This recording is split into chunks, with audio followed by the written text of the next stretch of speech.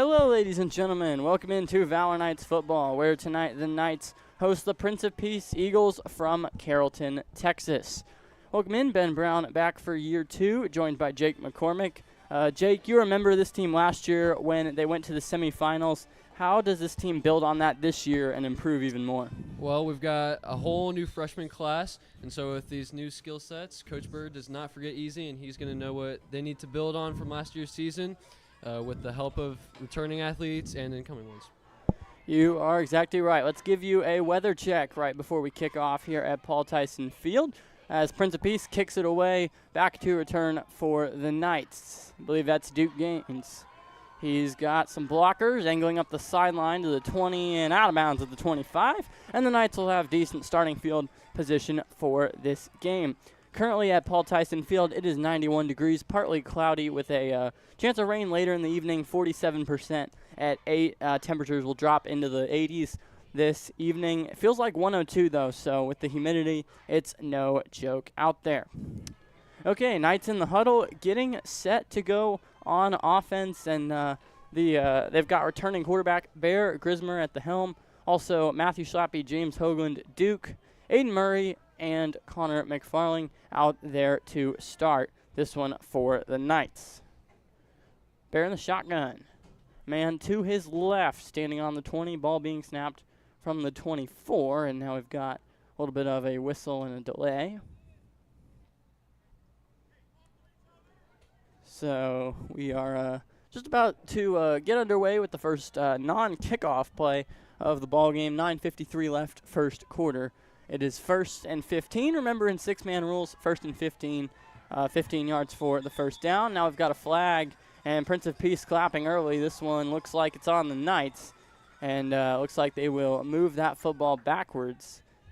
And the Knights will have to deal with a 1st and 20 as our head official marches backward 5 yards. Knights wearing white helmets with the blue Knights script on the helmets, and then blue jerseys and blue pants to match that.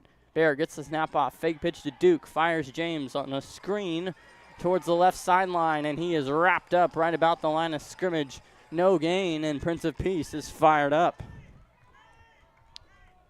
So it will be 2nd down and 20 as we get under 9:35 to go. Pleased to be joined this game by Jake McCormick in the booth. Jake, doing his first game, a member of the team last year. Really excited to have you on and hear your input. Bear fires low, Schlappe with the catch, and he is shut down about 2 yards past the line of scrimmage, and we've got 3rd and long upcoming. I want to thank you for being with us as the Knights open the season up against a tough opponent, Prince of Peace. They did lose a lot of senior production from last year, but they're still going to be a formidable opponent. Bear fires, Connor with the catch, trying to make a couple man miss. Gets through 3 tackles, can't get past the 4th, and this will bring up 4th down and about 8 maybe. Never mind, 4th and 12 I believe is where they will spot it, as the ball will be on the Knights' 33-yard line. 4th down, here we go. 4th and about 10, I believe, as they need to get to right before midfield. Bear backpedals. He's got a man, and the catch is made. Connor McFarling with it. He's going, and he's to the house. Knights get their first score of the season on a Connor McFarling touchdown reception, and the Knights lead 6-0. So that was a 4th down and long that Bear had Connor on the left side, and he broke past the defender and was able to scamper all the way for about a 40-yard touchdown grab.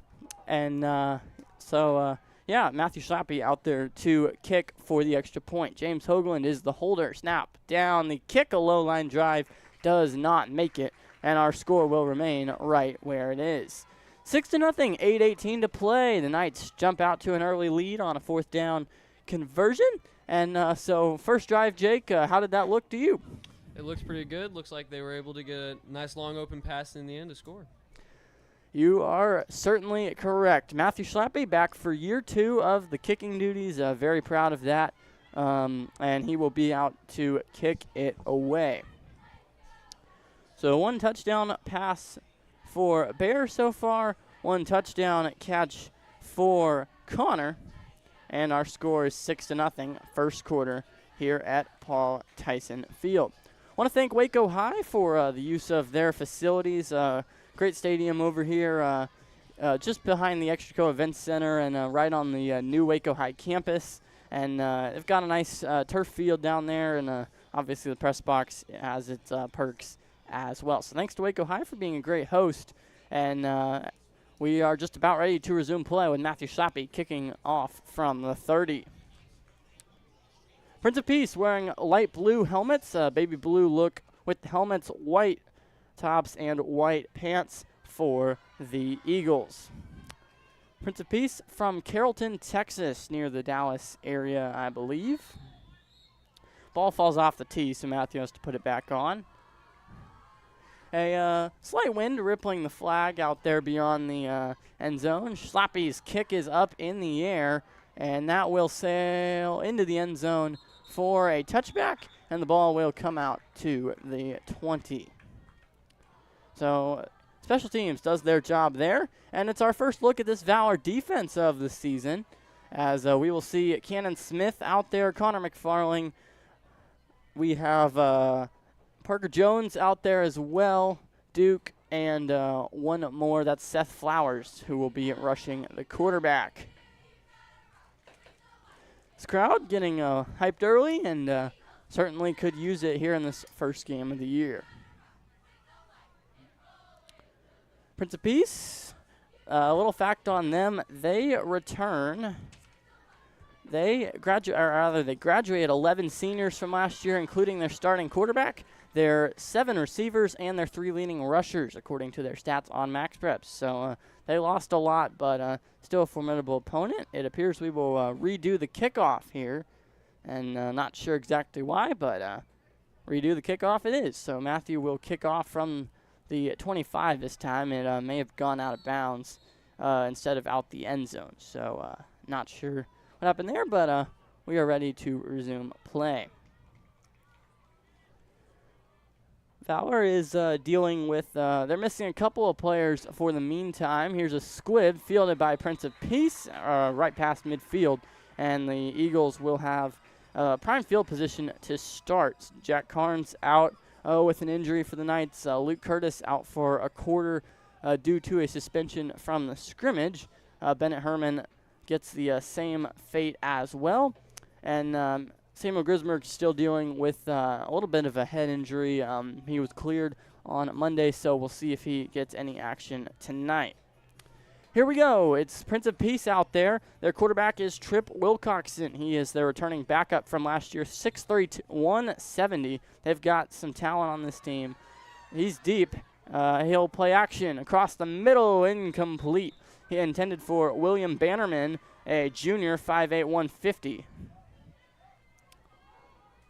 So, what do you think of the venue, Jake? How's it looking? How's the team looking? What's the view up here like, different from the sideline? It's definitely a lot cooler in the AC than down on the sidelines, that's for sure. The turf can get pretty hot, but it's a great blessing to have the Waco ISD field, and it's a very nice field to have for the Valor lineup.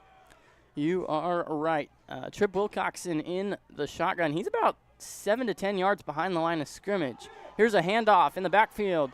Upfield and out of bounds is the runner for Prince of Peace. That's number 3, and he will move the chains for Prince of Peace. Don't have a number 3 on my roster, so we'll just have to refer to him as number 3 for the rest of the game. 3 is a good number. There's no shame in that.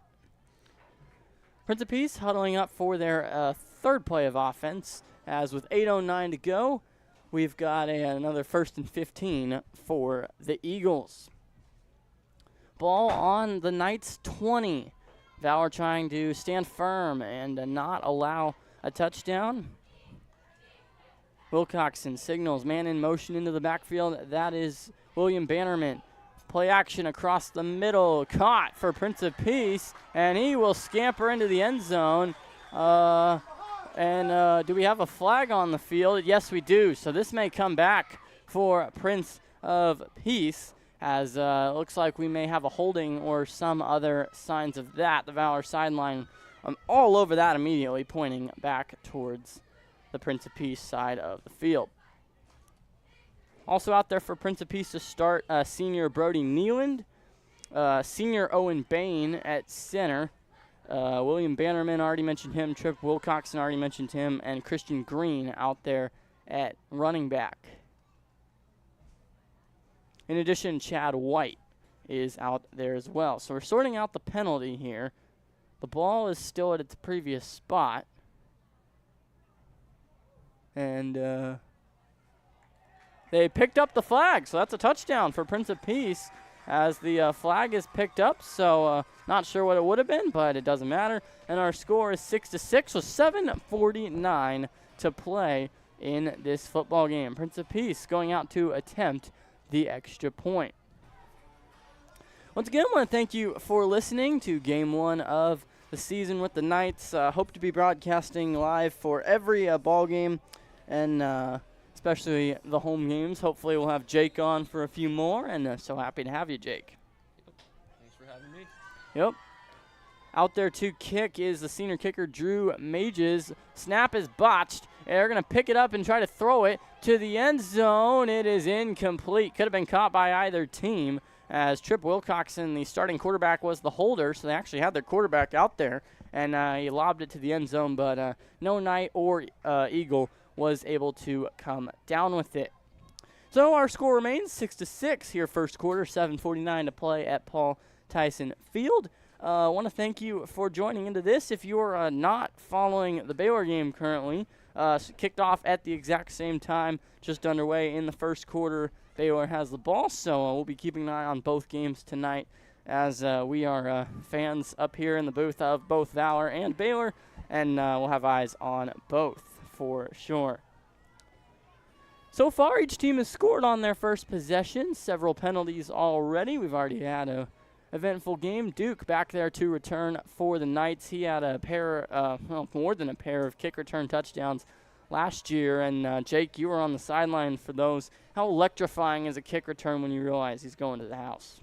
It's pretty fun, especially if it's due to good blocking and a good run by the receiver. It's really fun to run down the sideline as you watch as you just score way too quickly.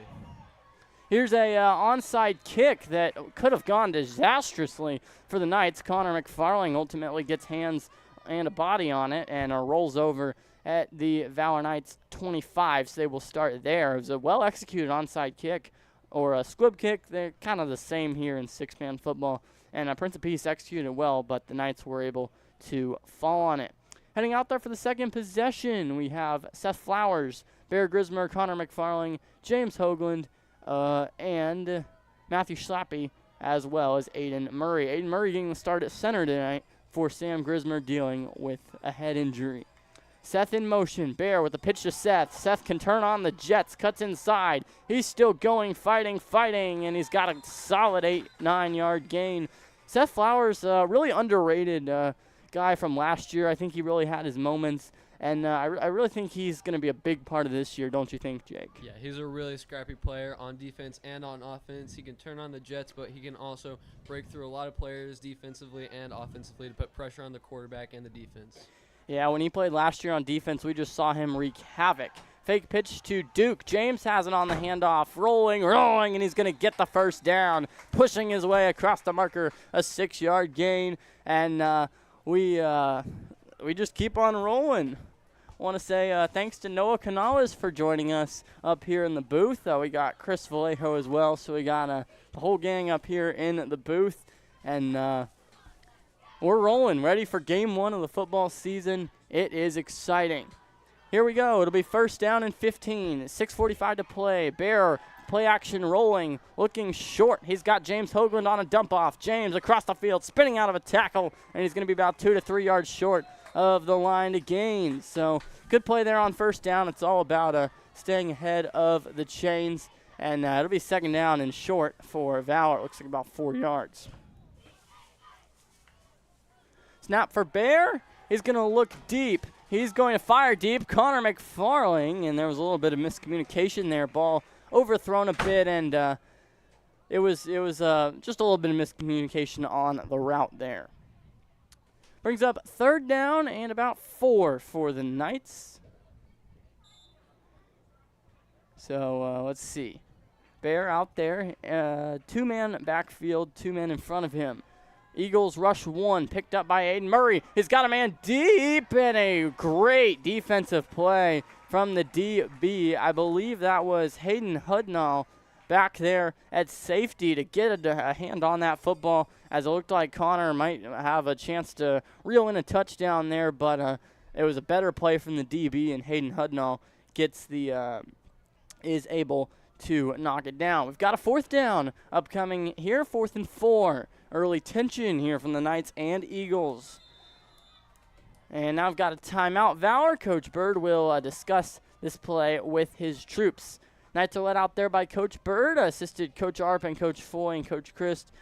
Great army of coaches out there. Prince of Peace, their head coach, is Coach Abbott. Want to give you a little bit of a check-in on the Baylor game. So Baylor got the ball first, and they are already at the Auburn 19. So they are doing well, and we hope Baylor wins. Really want to see a Valor win and a Baylor dub tonight, 3rd down and 10 on the Auburn 19. Want to set the stage for you again. It's a beautiful evening at Paul Tyson Field. A couple clouds in the sky, a little bit of a chance of rain in the air. We'll see. We'll monitor that throughout the night. Hopefully no thunderstorms. And hopefully we just have a beautiful atmosphere, especially in the fall when it gets to the 70-degree temps out here. It's lovely. And Jake, I'm sure you know that more than anybody being down on the sideline. It is quite amazing to go from 95 degrees at night to 75 in the evening, especially wearing all those pads. Indeed. Bear firing, short pass caught by James Hoagland. A steps out of bounds. We'll see if they give him the first. He was certainly close to the marker. I believe he was. And they will move it. So move the chains. That's a Knights first down. And the clock will keep rolling in a moment as we are under 6 minutes to play. Knights going tempo. Bear pitch to Duke. Now blocking. Here goes Duke on the left side, fighting for a gain of 3 out of bounds. There, the Eagles get the stop. Once again, want to say thanks for joining us. Baylor football just kicked a field goal, so 3-0 over Auburn in the first quarter, so we will keep you alerted on that game. Our score here currently for the Valor Knights is 6-6. Play action toss. Bear rolling to his right, fires James Hoagland on the catch, a short catch, and he turns that into a good catch for a close to a first down, I believe, as he took that up the right sideline, and he is 1 yard short, I believe. Really powered through, got a couple extra yards there. Yeah, James Hoagland, I mean, if you know a competitor, James Hoagland's the definition of a competitor. Here's a handoff. James gets it again, cuts inside, a good move, and he's inside the 5, down to the 4, and the Knights move the sticks again. We will have a 1st and goal with 5 minutes to play. So happy to be back broadcasting. It's already that time of year, and just really want to say thanks for making this your evening activity tonight. Let's just say that. Thanks for joining us, and we are certainly happy to be with you once again. Ben Brown, Jake McCormick, live from Paul Tyson Field. 1st down and goal. Bear in the shotgun. He'll pass it, looking, firing, back to the end zone. It is caught. That's a Knights touchdown, and that is Parker Jones with his first touchdown grab as a high school varsity football player. Congrats to the freshman for that, and he'll remember that. A really good play there. Bear rolling out back of the end zone for PJ, and he makes the catch. 12-6, 4:30 left in the first quarter. We play 10-minute quarters in 6-man football. 1st and 15, always instead of 1st and 10. Play with an 80-yard field instead of 100, and it's a really electric atmosphere when it gets going. Slappy out there to kick. Kick is up. Kick is blocked, and Prince of Peace can return this for a touchdown, or for 2, maybe? No, they cannot. It is whistled dead. Thought maybe they could return that for 2 points, but apparently not. Play is whistled dead, and Valor's special teams unit still out there. Not exactly sure why. Let's see what's going on.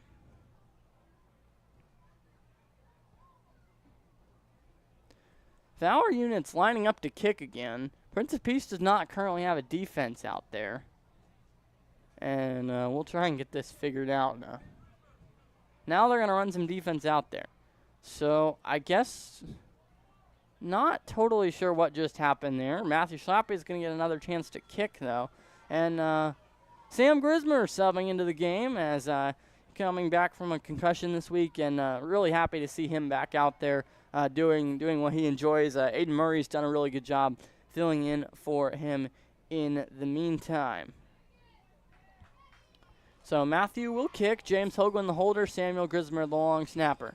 Snap, hold, kick, up, and good. That was a much better kick from Matthew than the first time as it sails onto the track behind the end zone and extends the Knights' lead for 14-6 rather. I want to remind you in six-man, the PAT attempt kicking it through the post is worth 2, and the traditional 2-point conversion is worth 1. So as the Knights get set to run it back out there, we've now seen 3 drives. The Knights have had 2. And really just looking at this Prince of Peace roster, they've got experience, but they've also got a lot of freshmen and sophomores. They're really balanced, but they did lose a lot of seniors last year. As we mentioned at the top of the broadcast, they're starting QB. They lost their 3 leading rushers. They lost in their 7 receivers that were their main targets last year.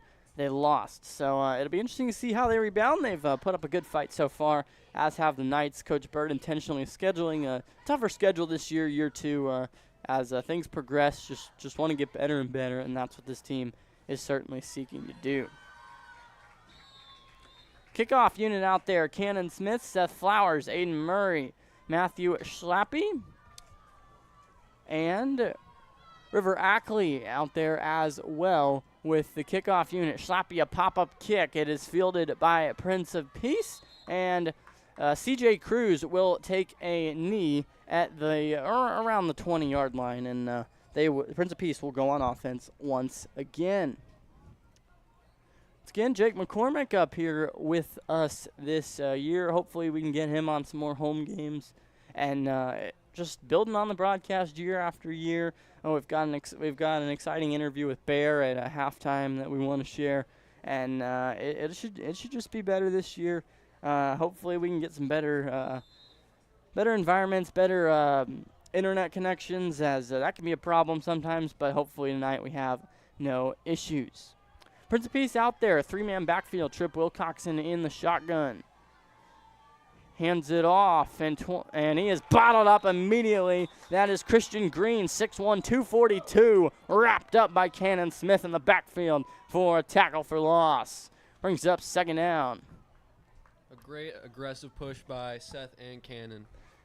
Right you are. Yeah, I know you got to play with Seth. Cannon's first year at the high school level, but both of those guys, man, if they're rushing at you, I'd be scared. But that is partly why I'm up here and I'm not down there. So we all have our jobs in life, and this is one of mine. Okay, Prince of Peace huddling up as we will get, looks like we had a penalty on the Knights maybe, because we've got first down and about 10 now instead of 2nd and 20. So we must have had a penalty on the Knights. Penalties are somewhat hard to follow from up here with no referee mics. Wilcoxon keeps it, never mind, pitches it, and off to the races goes William Bannerman. He's got the first down and more up to midfield and just past that into Knights territory. First down and 15, that moves the sticks for the Eagles. 3:45 and ticking on down in the first quarter to play here at Paul Tyson Field. Let's give you another update on the Baylor game. 3-0. Baylor getting the ball back after forcing an Auburn 3-and-out. So good news there for Baylor, and good news so far here too. 14-6 Knights as both teams have leads. Wilcoxon in the shotgun. He'll keep it. Never mind. Rolling out. He will fire across the middle. That was a dart and an impressive catch made by the Prince of Peace wide receiver. We do have a flag on the field, so Chad White, 6', 190. We'll probably not have that count. Let's see what the flag is. Oh, offsides on Valor. Never mind. That will count. And I think so. Yes, that penalty is declined, so it will be a first down, I think, for Prince of Peace as they move up to the line. It was very close. This, as you look up and down this roster for Prince of Peace, I mean, what jumps out at you, they've got a lot of size, 6 foot, 200, 6'2", 240, 6'1", 242, 6'2", 215. That's something Valor doesn't necessarily have, but Valor hoping to be the faster and tougher mentally team. And Coach Bird preached that a lot last year, didn't he? Yes, he did. Okay, here we go. Prince of Peace from the Valor 21. Wilcoxon in the shotgun, a man to his left, a man to his right. Fakes the snap, fires over the middle, pass caught, rather, by Brody Nealon, 6'2", 240, fullback for the Eagles. Flag comes in from the backside, and we'll see what we have. We've had a lot of penalties so far as Prince of Peace walks backwards, and so it looks like it is on them. Also want to say thanks to our officials for officiating this game. No officials are some of the they're not always respected that much, and we up here in the booth always want to respect the officials, and so we try to do that. So I want to say thanks to our I believe we have 4 officials out there today, and really thankful for them. Cheerleaders getting this crowd into it as we've got some atmosphere here. It's a good crowd. It's a good crowd, and for the first home game, you always hope you'll get a good crowd. If you can't make it, though, we're always here as well. Handoff. This is William Bannerman, and he's tackled a couple yards past the line of scrimmage by Cannon Smith, and it'll bring up a second down and about, let's call it 20. Second down and 20 coming. Aiden Murray subbing in for Seth Flowers as a little bit of switching up front there for the Knights. Valor returns all of their starters from last year. This is a team that's looking to build on last year. Bear Grismer, senior at quarterback, really hoping he can take this team to the next level, and we'll just see what happens. Fullback run up the middle. Christian Green powering. And he's got, let's see, that's about 10 yards. And it'll bring up probably a third down and 8 maybe as the Eagles look to punch the football into the end zone on their drive here. With about 2 minutes left here in this first quarter. 3rd and 7, the official spot as we get ready to go. Knights wearing white, blue, blue. Eagles wearing baby blue, white, white. It's a good look for both teams with the unis. And it's a good look. Coach Bird out there relaying plays. Wilcoxon fakes the handoff, fires over the middle, and dropped. Incomplete. We've got a flag back at the line of scrimmage. Pass intended for Brody Nealand. And the flag, hopefully it's on Prince of Peace. We'll see. From what I could see, it looked like there might have been an illegal block. That would be good news for the Knights. Personal foul, I believe. Targeting. Seemed that one of the Prince of Peace players kind of clotheslined. I believe it was number 13. I think it was Connor. Okay. We'll see. They're going to walk it back from the original spot. This looks, this is a big penalty. 10 and back 15 yards. So I believe it was a personal foul, and we'll keep tabs on that. Remember, Valor dealing with 2 suspensions for a half as Bennett Herman and Luke Curtis both dealing with 1 half suspensions from the scrimmage. Wilcoxon under duress fires, pass complete. A nice catch by Chad White, I believe. Never mind, that's William Bannerman with the catch for Prince of Peace. And let's see, this will be 4th down. They can go for it or kick. Their kicker is a senior, 5'11", 150. So he's a little bit bigger than Matthew, but we love Matthew up here. The kicker always gets respect here. And I was watching Matthew kick down before the game, and he's got a leg, I'll tell you that, a former soccer player. And, yeah, he's a good kicker. Here we go, big play, 4th down. 1 minute left in the first quarter. Prince of Peace out there, needs 5 yards to convert. Trip Wilcoxon in the shotgun. Oh, Cannon Smith jumped off sides. Here's a handoff, running, and he's very close to the first down. Hayden Hudnall gets the carry. Let's see, they're going to signal first down, so likely the penalty will be declined. Cannon Smith jumped on the account there, and he's going to be subbed out here for Aiden Murray. So Valor rotating that defensive line, try and keep guys fresh. That seems like a good strategy. Jake, you played our receiver, so you probably didn't get to see a whole lot of the D-line action. But can you see any differences for the group this year versus last year? Cannon as a freshman, I believe Aiden Murray is also out there. Both those freshmen are very aggressive. They want to get to the ball, and they're competitive about getting that quarterback. That you are right. First down and goal. Wilcoxon keeper shovel pitch to Hayden Hudnall for the touchdown. Hudnall walks in untouched, and we've got a 14-12 ball game with 4 seconds left in the first quarter. So Prince of Peace attempting to tie it up here with the kick. I want to say thanks to our 7 viewers for tuning in so far. We've had a strong internet connection, and we are very, very happy about that up here. Also happy to have Jake McCormick on the call this year. Hopefully for some home games. I always love having Jake up here. We may get some halftime interviews in throughout the year. Last year we had several admin. We had Mr. Mooney, Mr. Knoyer, the whole deal. Kick is up, and the kick is good. Good kick. Got a bunch of air under it and sailed it through to tie this game up. We'll have 1 second left for the Knights. This will likely be the kickoff, and that will be it. Give you an update on the Baylor game. So Baylor got into the red zone. 4th and goal at the 3, was unable to convert.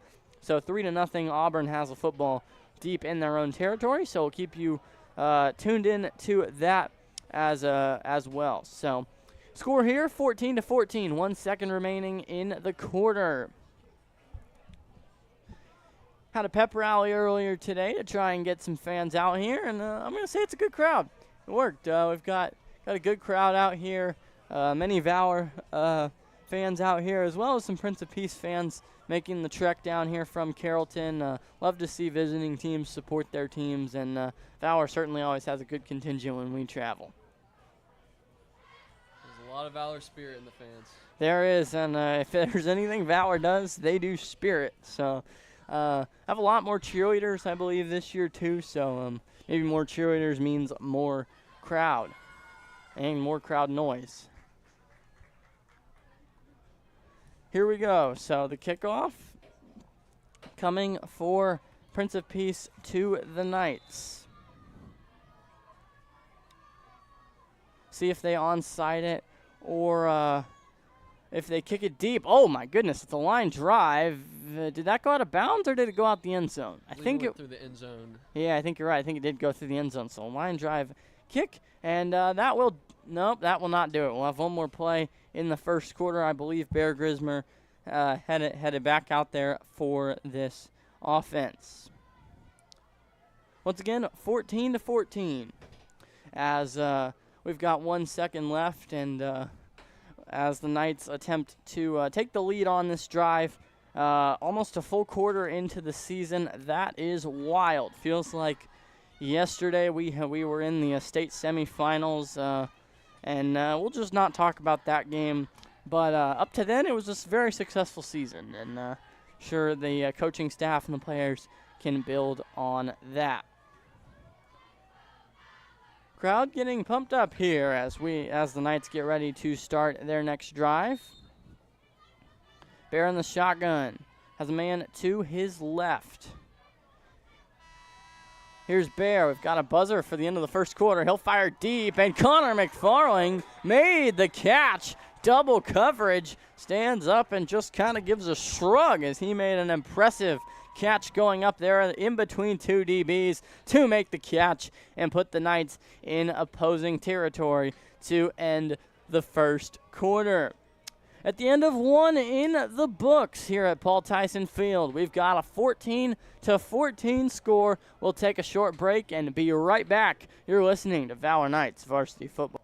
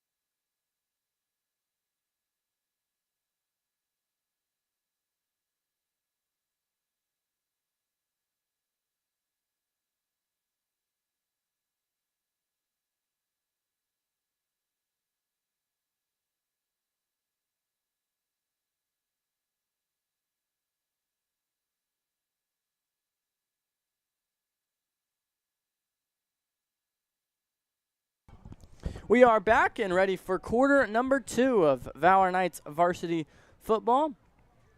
Bear on the shotgun as we have switched sides. Knights at the opponent 25, rolling, deep throw, caught. Duke will walk into the end zone. Touchdown, Valor. And this offense is clicking so far, 3 for 3 on their drives to start. So a bang with 9:54 left in the second quarter. We've already got a score, and it's 20-14. Really strong way to come off a break.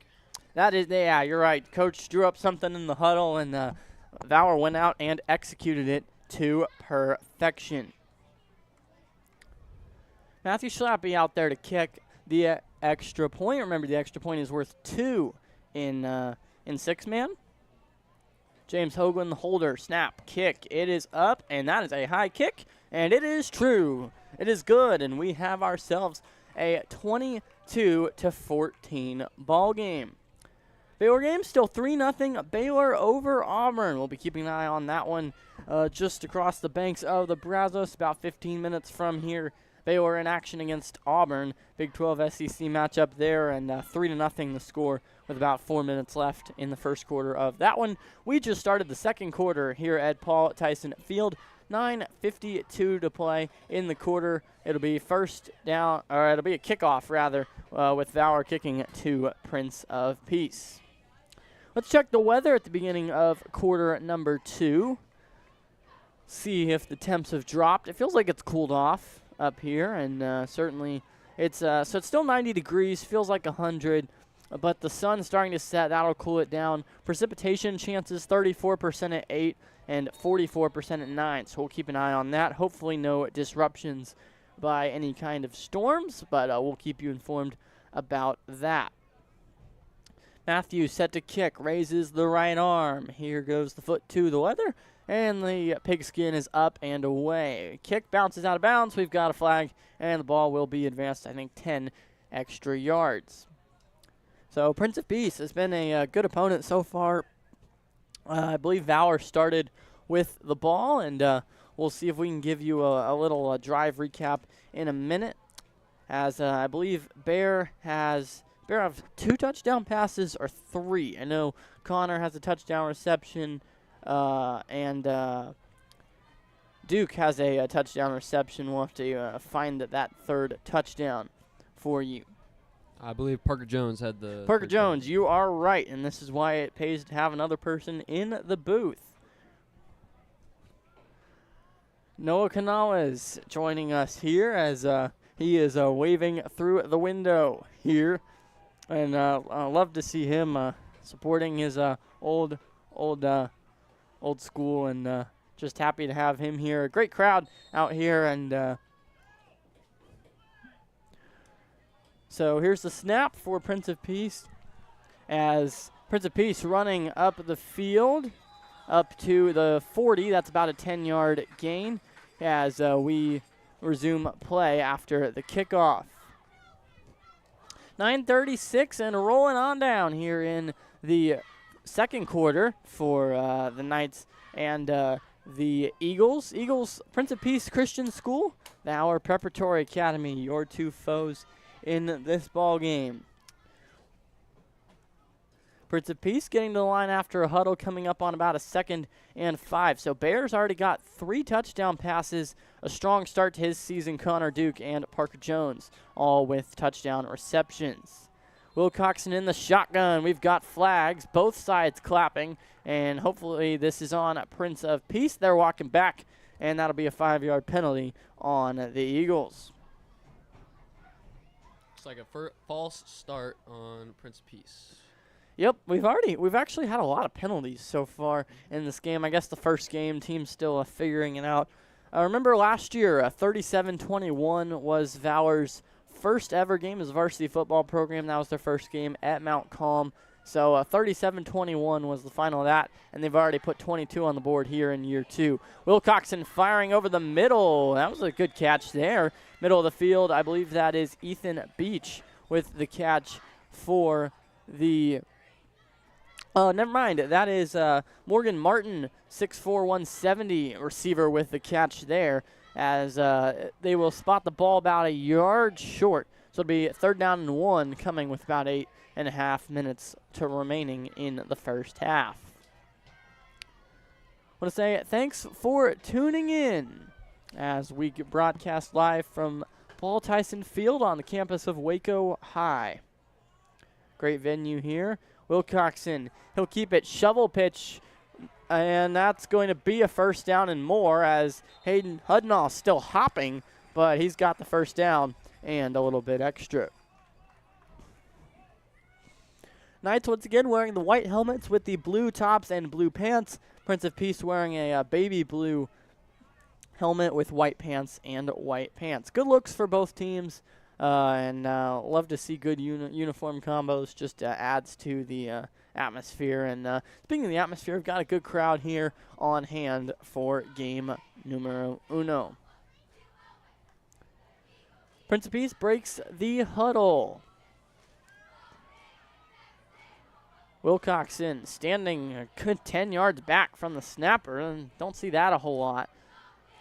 As 24 goes in motion, that's Christian Green. Here's a handoff, Christian Green. Green at the line, and a 4 tackle attempts by the Knights. Fails to bring him down. Number 5 finally does get him down, but a strong run there from Christian Green, and he's got some size, 6'1", 242. That's just something the Knights don't really have in the size aspect, but they do have some speed, some mental toughness, and that's what Coach Bird always preaches to his guys. No doubt that our boys down there have a lot of competition. That is true. Practice every day. Obviously, you were with the team for a year. You know what the grind is about, and it's a grind, and they're ready to play out here today. Looks like they're walking it back. Do we have another flag? Didn't see one, but maybe it was a holding. Those are sometimes a little bit hard to see. But anyways, it will be about 1st and 20 now. So with 8 minutes to go here in the second quarter, Prince of Peace will snap it from just past midfield. They were up 3-0 on Auburn. Auburn driving in the first quarter. That's how the Baylor game looks. Trip Wilcoxon for Prince of Peace gets nailed by Cannon Smith in the backfield. He is fired up about that, and the pass falls incomplete as a result. So we've already seen some pressure from Seth and Cannon in this ballgame early on. Cannon obviously has some speed, and he can add a lot to this defense that they didn't have last year. Looks like the Valor sideline is getting fired up. They're excited. Indeed, they are. Second down and about 20 coming up as the pass fell incomplete a moment ago. I want to say thanks for tuning in. As we've had about 10 views so far tonight, and if you know anyone who wants to listen to a high school football game, feel free to share the word and get it out there. We are very happy to have you along for the ride. In the backfield, some speed for the ball carrier as Cannon Smith misses the first tackle, but wrapped up right about the line of scrimmage. That is JoJo Sapala with the carry for Prince of Peace, and it'll bring up a third down and about 22 as he got right back to the line of scrimmage. Knights trying to get a stand here, have the lead 22-14, 7:50 on the clock, second quarter. Prince of Peace huddles. Knights already know their play call. We've got Parker Jones, Connor McFarling, Duke, Aiden Murray, Moses Barley, and one other. That one other is James Hoagland, by the way. Here's Wilcoxon looking downfield. Pass is caught. That's a first down. Turning on the Jets goes Brody Nealand. 6'2", 240. The senior rumbles across the field for the first down. So Knights on their heels after a good play for the Prince of Peace Eagles. Update on the Baylor game. Auburn with a 24-yard rushing touchdown takes the lead at 7-3 about the end of the first quarter there. So we'll keep you updated there as here we've got just under 7 minutes to go. Ball spotted at the 11-yard line at the Valor 11, Prince of Peace in the red zone. 22-14, Knights lead, Eagles trail. Quarterback in the shotgun. Man to his left, a man to his right. Here's the snap, low snap. Wilcoxon looking looking, probing, still rolling. He's got all day to fire, and now he fires to his running back, and that's going to be a touchdown. That was a good play and well executed, as I believe that's Joe Sapala who gets the touchdown grab, and the Prince of Peace Eagles are on the board again, 22-20. Knights have the lead, and pending the 2-point kick try here for the Eagles. Knights trying to block the kick here or force a miss. So we've seen that throughout the times. But this one sails on right through. The kick is good. 6:24 to play here at Paul Tyson Field. Prince of Peace from last year, they returned 4 receivers. Finished 5-4 last year. Finished 3rd in their district, but don't let them fool you. That was a good district involving Vanguard was in their district. If you want to look at a matchup comparison, they lost to Wichita Christian 50-6-16. So looking at a similar score to the Knights, these teams should be right about on par at a talent level. They did beat Vanguard 82-36, so they had some good wins. Also had some losses, 5-4, 3rd in the district. Knights finished, I believe, 2nd in their district last year. Wichita Christian ran the whole thing, including going on to win the championship. Knights trying to run it back this year. 6:24 to play in game number 1 in quarter number 2 here at Paul Tyson Field, where the Valor Knights will play their home games this season. Our score knotted up at 22 apiece. Knights getting set to receive the kickoff. It's Prince of Peace. We'll kick it off. The ball keeps falling off the tee here as we check the flag out beyond the end zone. It is limp, so there is almost no wind down there on the field. Well, that is a boomer of a kick, and that is going to sail out of the end zone. Yeah, that was an impressive kick there, and the Knights will bring it out following the touchback. Valor looking to regain the lead after they squandered it on the last drive. Didn't mention this before the game. The captains for Valor, Connor McFarling and Bear Grismer, the two returning. Really, it's a starter and the backup quarterback. Connor also going to play defense. He'll play some wide receiver, some center, some running back. He's kind of your do-it-all guy. And then for Prince of Peace, they had a senior Ethan Moore as a center, senior Brody Nealand as a captain, and Trip Wilcoxon, the junior quarterback, also a captain. Bear Grismer out there in the shotgun, a man to his right. Bear hands it off. Seth Flowers up the middle for about a yard or 2. Play not going a whole lot. And we'll try it again on 2nd down. Seth's got some speed. Just seems like the defense got to him too fast. Yeah, Seth's got some deceptive strength. You see him in the weight room, and he's benching a lot. He's a strong guy, but he's fast. He runs track, and he's just a really good athlete and a strong athlete at that. Bear drops back, looking, probing. He fires for Matthew Schlappe, and the pass is incomplete. Overthrew Matthew Schlappe and was short of Duke, and that results in a 3rd down and 13 upcoming. 6 man's a quick game. 3rd down and long can change real fast. It is, and 3rd down and long, I mean, we've seen it countless times. 4th and longs, 3rd and longs. It really... 4th and full field. Yeah, it doesn't matter.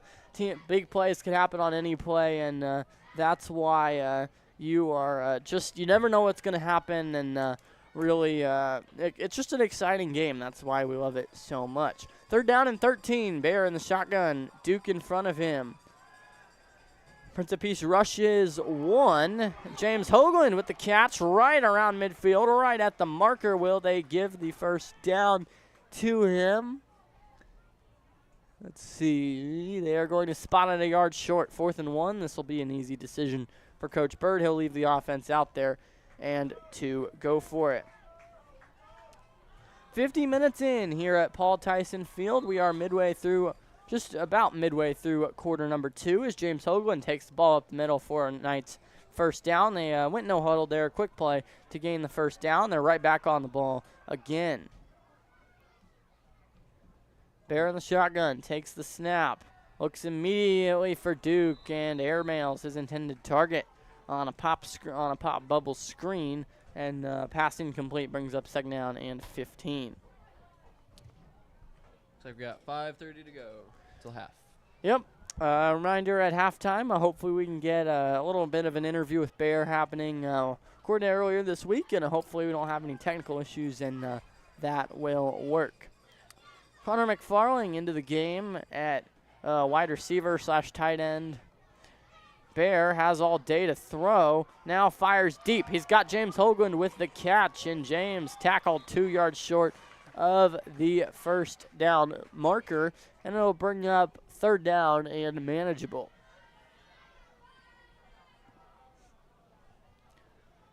And now we've got whistles as timeout maybe? I believe we've got a timeout for somebody, not sure who it is, but we do have a timeout on the field with 5 minutes and 5 seconds to go. This crowd getting some energy here as we are, as the sun begins to go down. Still some clouds in the sky, and also the lights have been turned on.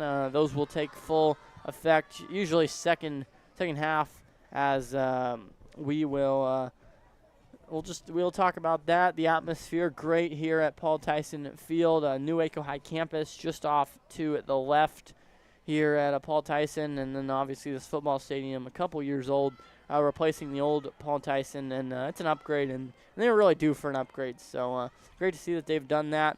Let's check the weather again one more time. Temperature is supposed to drop into the 80s tonight, as it's still at 90, but that'll drop down to mid-80s as the game progresses. Bear and Connor in the backfield for the Knights as it is third down and 2. So this should be a good play here. Knights could take a shot or just go for something short. Bear running, scrambling. Oh, he's got a man. Duke with the catch. Lunges for the end zone. He is about a yard short. I believe a valiant effort there for Duke as he caught it and then tried to make a man miss, and lunged for the pylon. Couldn't quite get there, but it'll be first and goal from the 1. Knights on the ball quickly. Bear takes the snap. Handoff up the middle. Touchdown, Valor. Let's see who got the handoff. Believe it was, is that James Hoagland or is that Duke? Parker Jones, I think, actually had the handoff. So Parker with the score, and that's his second touchdown of the ball game. He's now got a receiving touchdown and a rushing TD, and the Knights extend their lead, or rather take the lead back 28-22 with 4:35 left in the half. Coach Bird is great about having a lineup of explosive plays to get the team down the field. Indeed, he does. Kick is good, and special teams is a unit that's really improved since the beginning of last year, too. Matthew gets better every game, it feels like, with his kicking skills, and score 30-22 with 4 minutes and 30 seconds to go in the half.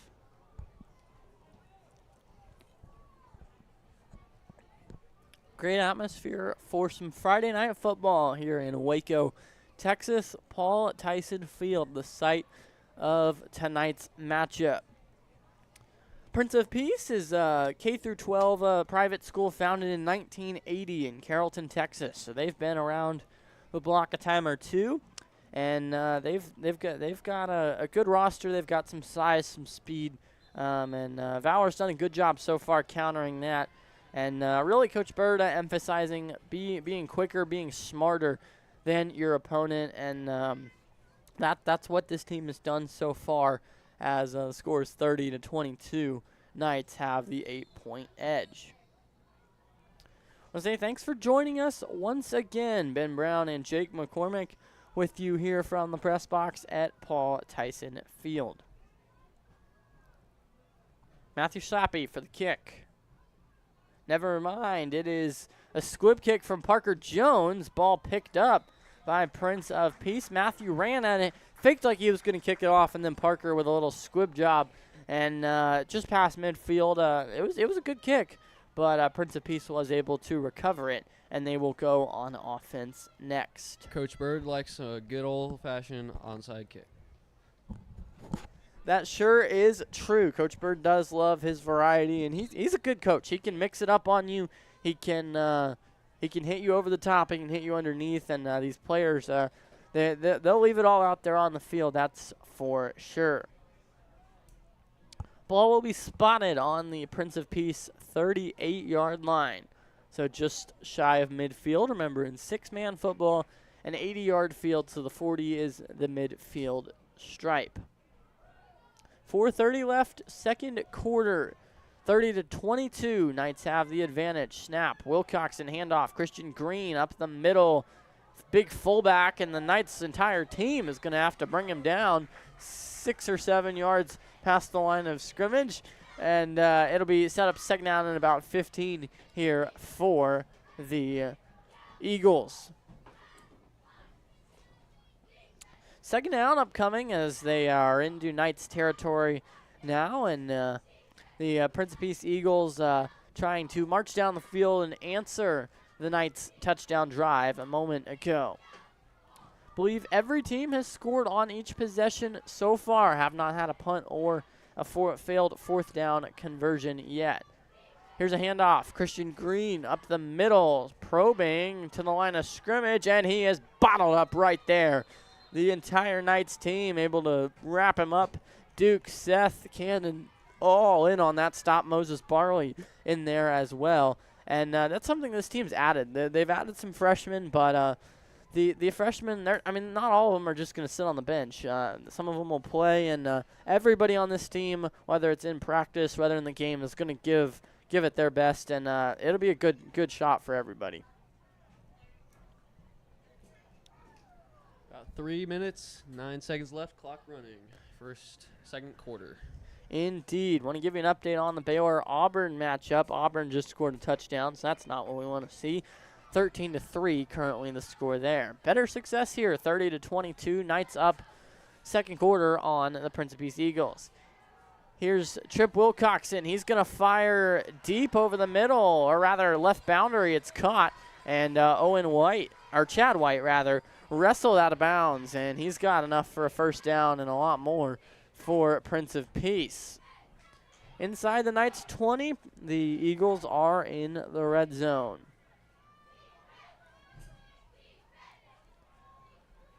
This crowd attempting to help the Knights get a stop here as Valor looking to deny the Eagles a touchdown. We've had all touchdowns so far. We've had no defensive stops yet, and maybe we can see the first one here, maybe not. 6-man's a high-scoring affair.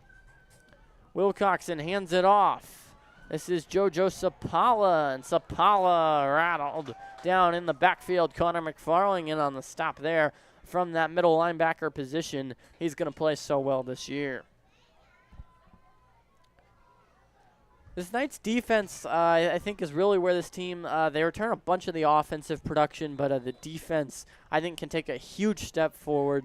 They've got some more speed there. They've got a better D-line this year, and they've just built on the work they put in last year and over the offseason especially. For sure. Coach Bird and the coaching lineup, as well as all the players, are committed to the dedication of the game.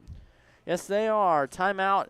Valor, I believe, calls the timeout. May have been Prince of Peace. Not sure who called it, but whatever. It is a timeout with 1 minute and 57 seconds to play in the second quarter. Sun's starting to go down as we've got a little bit of darker skies now than when we started. Lights taking some effect on the field now. Let's look when sunset is supposed to be. Of course, it'll gradually become earlier as we go on, but sunset tonight is supposed to be about 8 o'clock, and we just hit 8 o'clock. So should be soon. The sun will be going down. Lights should have full effect in 20 minutes or so, 20, 30 minutes. We will see that. Lights give a great and energetic effect to the field and the players and the fans. Yeah, they do. Something about night football, it just brings the atmosphere to life a little bit more than daytime football does. It also pays to have a much cooler atmosphere. It does. It does. Once the sun goes down and you get some light breezes or some temps dropping, as we've got a little bit of a breeze now back. Flag out there beyond the right end zone. It's waving more than it was a moment ago.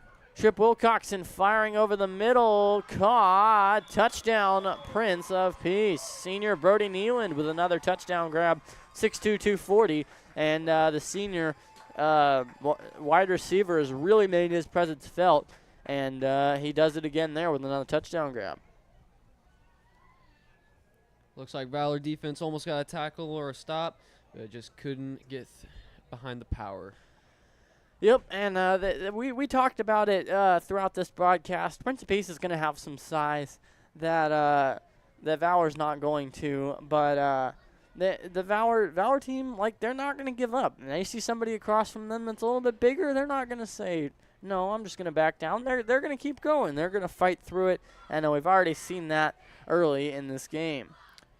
Kicker for Prince of Peace is Drew Mages, 5'11", as the snap gets away. Kicker picks it up. He's going to try and run, and he's knocked down by a three-man wrecking ball there, as we had Aiden Murray in there on the stop, as well as Moses Barley and several others. So good special teams play there from the Knights defense, and with a 30-28 score here, the Knights still have the lead here at Paul Tyson Field. Want to shout out everybody that's come to this game. It's a good crowd in the stands, and also want to say thanks to all of our listeners. If you couldn't make it or are out of state, want to say thanks for tuning in. We appreciate it, and just bringing you live football here from Waco, Texas. Lights taking more effect by the minute as the kickoff unit for the Knights. The return unit is out there. Duke back deep to receive. We haven't had a whole lot of receivable balls in this game so far, as they've got a good kicker, and a credit to Prince of Peace.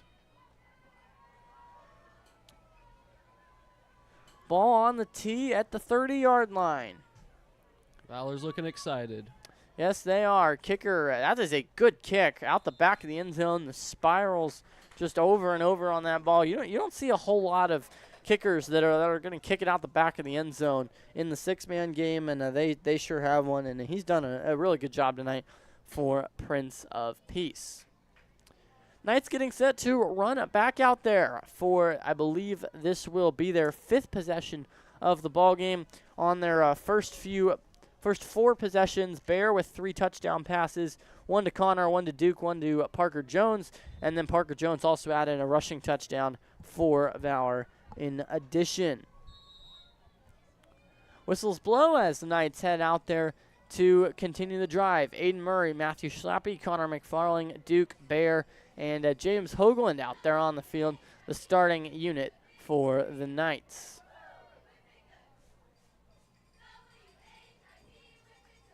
Snap to Bear, Bear back there in the backfield. Good block by Aiden Murray. Allows Bear to check it down to James Hoagland for a good 8 to 10 yard gain there. And the Knights, even on a play that they didn't necessarily get the biggest gain in the world, it's still productive.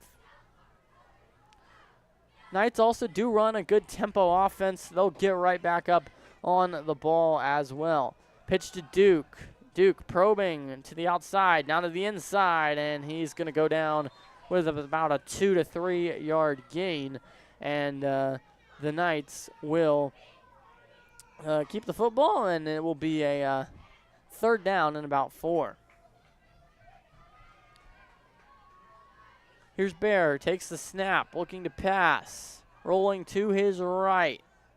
Now fires across the field. Aiden Murray with the grab. Aiden Murray ahead. First down, and he runs into a wall, but he's got enough to move the sticks, and that's a Valor Knights first down. 43 seconds to go here, as the Knights are going to have to put an effort in to get touchdown on this drive. Coaching staff will certainly have something drawn up to get a Valor touchdown. You were right, they will. A good coaching staff, and they always do a good job with the play calling. Here's a pitch to Seth. Seth Flowers accelerating now, pushing, and he's out of bounds. That's mildly a late hit. Won't get a foul or a flag there rather. Seth Flowers with a tough run for about 5 yards, gets out of bounds, stops the clock at 26 seconds to go in the second quarter.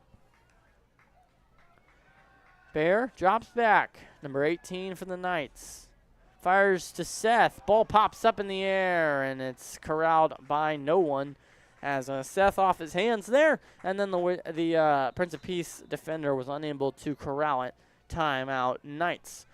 Got a timeout with 17 seconds to go here until we reach halftime at Paul Tyson Field, just behind the Extraco Events Center on the campus of Waco High School. They've been great hosts. Good venue here with a nice turf field, and then obviously the press box is added bonus with some AC up here as well. Sidelines is fun, but the AC is also pretty nice.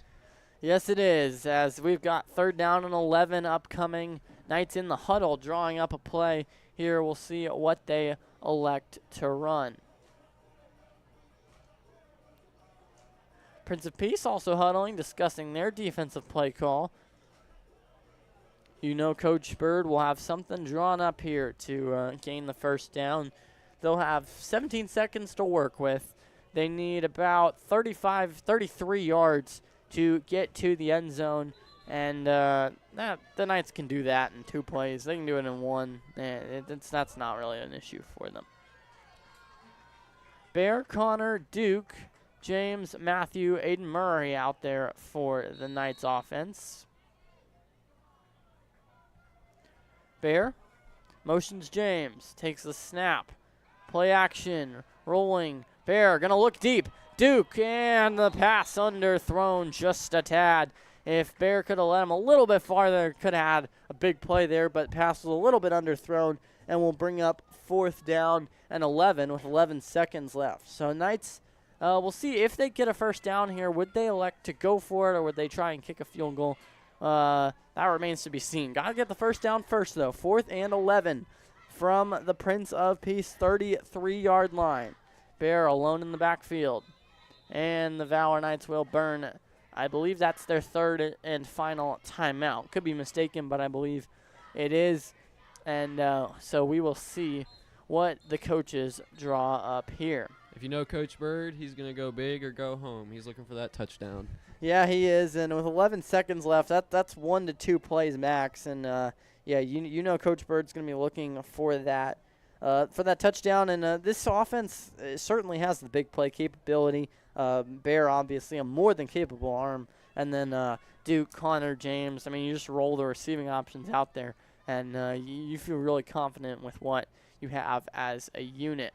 Yeah, they've had some great wide receivers this game. Yeah, indeed they have.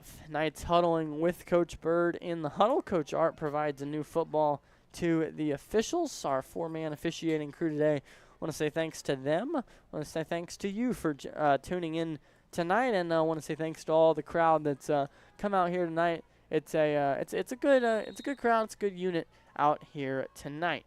Here we go. 4th and 11. Knights in the Prince of Peace territory at the 33-yard line. Bear alone in the shotgun. 4 receivers and a center. Prince of Peace rushes 1. Bear rolls. He's under pressure. He's going to have to get rid of it. 7 seconds to go. Here's a catch. It is Aiden Murray, I believe. He's got the first down. That is the end of the half. Valor sideline wants to review that, but I don't think they will. And that will do it at halftime. Our score is 30-28. Valor Knights hold the lead over the Prince of Peace Eagles. We will take a short break. We'll be right back with an interview for Bear, and then we'll get you some stats here at halftime. Once again, at the end of 2 quarters, 30-28, Valor leads. A 10-minute halftime. We'll take a minute break. We'll be right back.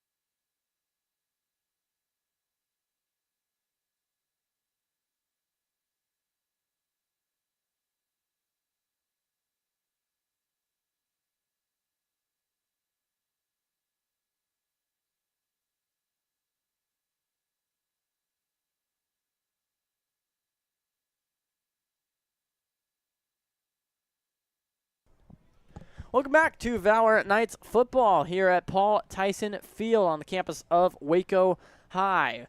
Great venue here, and with halftime about to begin, we've got an interview with Bear. Take a listen. Welcome back here with Bear.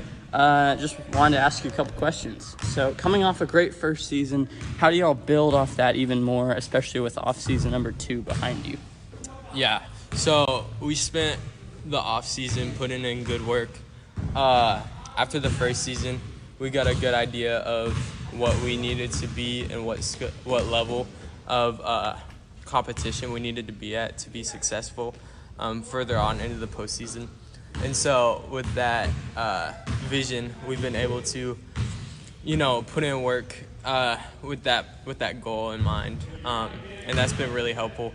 But obviously, playing with these guys last year, the chemistry's there for a year, and we're building on that.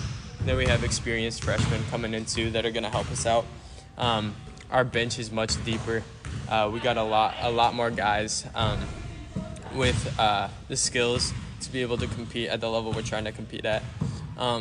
So yeah, it's been more competitive in practice, and we're hoping that it'll transfer over to our games.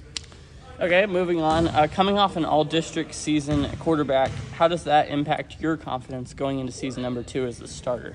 Yeah, so coming into the first season, that was my first season of playing tackle football. So there was a lot of unknowns, I guess you could say. Just, lack of experience with the game. And so not even like awards or anything, just having the experience of playing for a year has been really helpful, just to understand the game and understand what to do in what situation and how to read certain defenses and what route to look for and all that. So it's been really beneficial to have experience coming into the second year. It gives me a good idea of where I have to grow and where I have to be better from last season.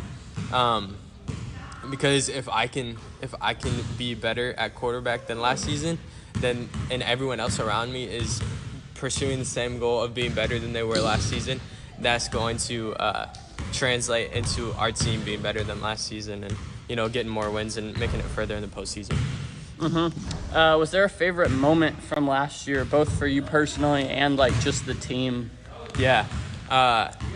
I would say our 89-88 win over Christian Heritage in the semifinals? Yeah, that was a wild game. Yeah, in the semifinals.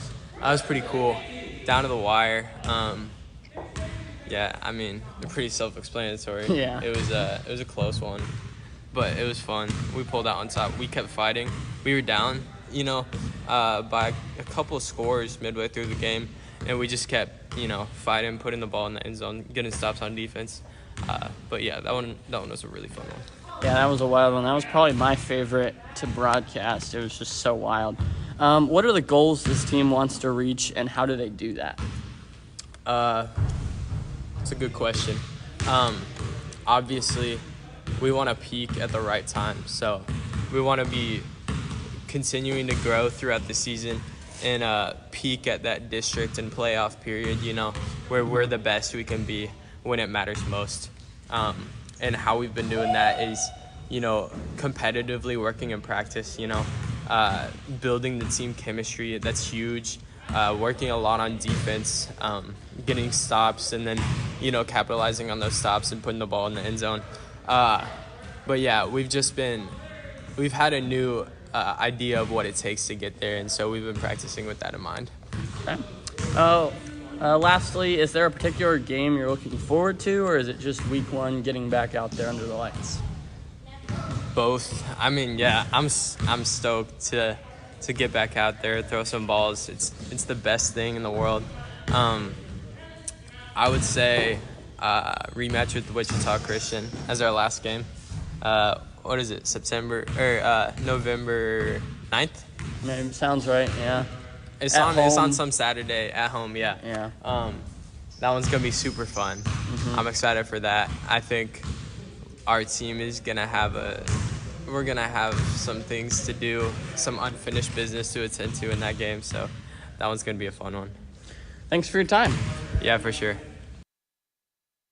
A great interview there with Bear, and so thankful to have that for halftime. About 9 minutes left in halftime here at Paul Tyson Field, and the lights have taken just about full effect here on the field. Let's give you some halftime stats for the Knights as I corral an ant up here. So the Knights at the break, Bear with 3 touchdown passes. Connor has a touchdown reception. Duke has a touchdown reception. And Parker Jones has both a rushing touchdown and a touchdown reception. So there we go. So that's how the scoring's worked out. 30-28 with about 8:20 left in halftime. We'll step aside for a moment. Once again, we'll be back in just a moment. We'll take a break. We'll be right back. You're listening to Valor Football.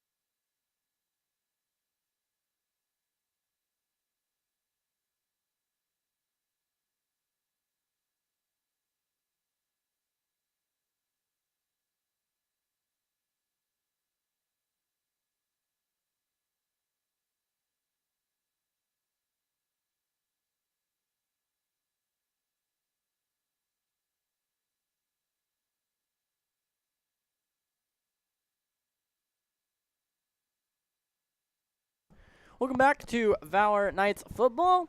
Thanks for tuning in as the score at halftime, Valor 30-28, Prince of Peace trailing by 2. Ben Brown, Jake McCormick with you here in the booth. And Jake, you had something you wanted to share. All the players are huddled around the coach right now, taking a break, taking a knee. One thing I know about the coaches is that Coach Bird is going to give them a great pep talk. They're playing really well right now, and I'm sure he has some praises and some things he wants them to work on. And I know all the other coaches are giving some great advice on what to work on and getting their boys ready to get back on the field, ready to get fired up and go score some touchdowns. Yes, sir. There it is. Jake McCormick with the scoop on what's happening down there. Of course, a wide receiver last year for the Knights, and he had his role and did a good job with it. So it's been good so far. 30-28, Knights lead at halftime. We will take one final break. When we come back, it'll be football again here in the second half. Once again, we'll take a break. Thanks for listening to Valor Knights Football.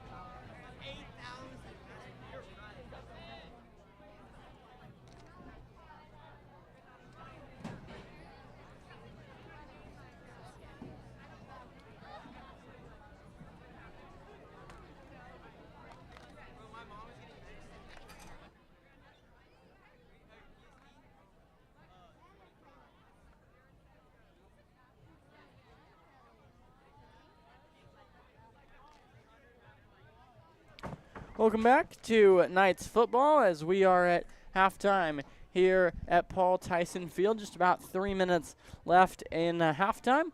I want to give you an update on the Baylor football game that's happening in Waco as well after I tell you the score that Valor has right now. A 2-point lead, 30-28. The Knights lead the Prince of Peace Eagles, and we're about halfway through this one.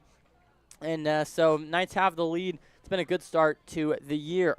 Auburn leads the Baylor Bears 17-10. Baylor did just score that 33-yard touchdown pass, puts them back within a score. And so it's still close. There's still time, 3 minutes until halftime there. So we'll be keeping an eye on that game throughout the evening as well. It's been a great first day of football and a great first evening. Lights have taken full effect here at Paul Tyson Field. Jake McCormick with me in the booth. And Jake, what'd you see in that first half? I saw a lot of aggressive offense as well as defense. A lot of great defensive plays by Valor and Prince of Peace. But it looks like both teams have had great scoring drives. Looks like the score is 30-28 right now. Indeed it is. Let's check the weather again. Dropping into the low 80s, 88, 84 for the rest of the evening. The humidity, though, there's a good chunk of humidity. A little bit of light rain came through earlier today. There was questions of rain in the forecast. 34% at 8. Has not started raining yet. 44% at 9. I'll check the radar there. But there is not really any rain in sight on the radar, so I think we are probably clear of any possible delays. Obviously, you always hope there aren't delays. And so that's where we are today. So far, Valor has the lead, and the Bear with 3 touchdown passes. A strong start for the quarterback. Connor Duke and Parker Jones all have receiving touchdowns as well. Parker Jones added a rushing touchdown in the first half as well. For Prince of Peace, they've put 28 on the board, too shy of the Knights, and I believe they will get the football first to open the second half, and we'll see if they're able to what they're able to do in the second half. A very close first half, and honestly, we could just see whoever has the ball last could win this game. Agreed. Sometimes a 6-man game can build up a really big score. I know last year Valor and I believe Belleville set the state record for highest scoring 6-man football game. I believe 148-126 Belleville. It was something like that. That was a game to call, and the stream should be archived on YouTube at the same YouTube channel you are listening to right now at Valor Prep Athletics. There should be a playlist. You can go back and listen to it there if you want to. Of course, it was a Valor loss, so wish we could have set the state record in a win, but records are records, and ultimately it didn't. It just gave the Knights a launching point to build off of, confidence that they could score with the best of them. And they play Belleville again this year, I believe, and so they'll get a rematch. In fact, let's check the Knights' schedule this year. Have not told you about that yet tonight. So obviously a new opponent here tonight, Prince of Peace. Next week they will play Second Baptist University Model from Cyprus. After that, they will travel to Bryan to play Allen Academy. Garland Christian Academy is on the docket at home in week 4. Then at Ovila Christian, Belleville comes here.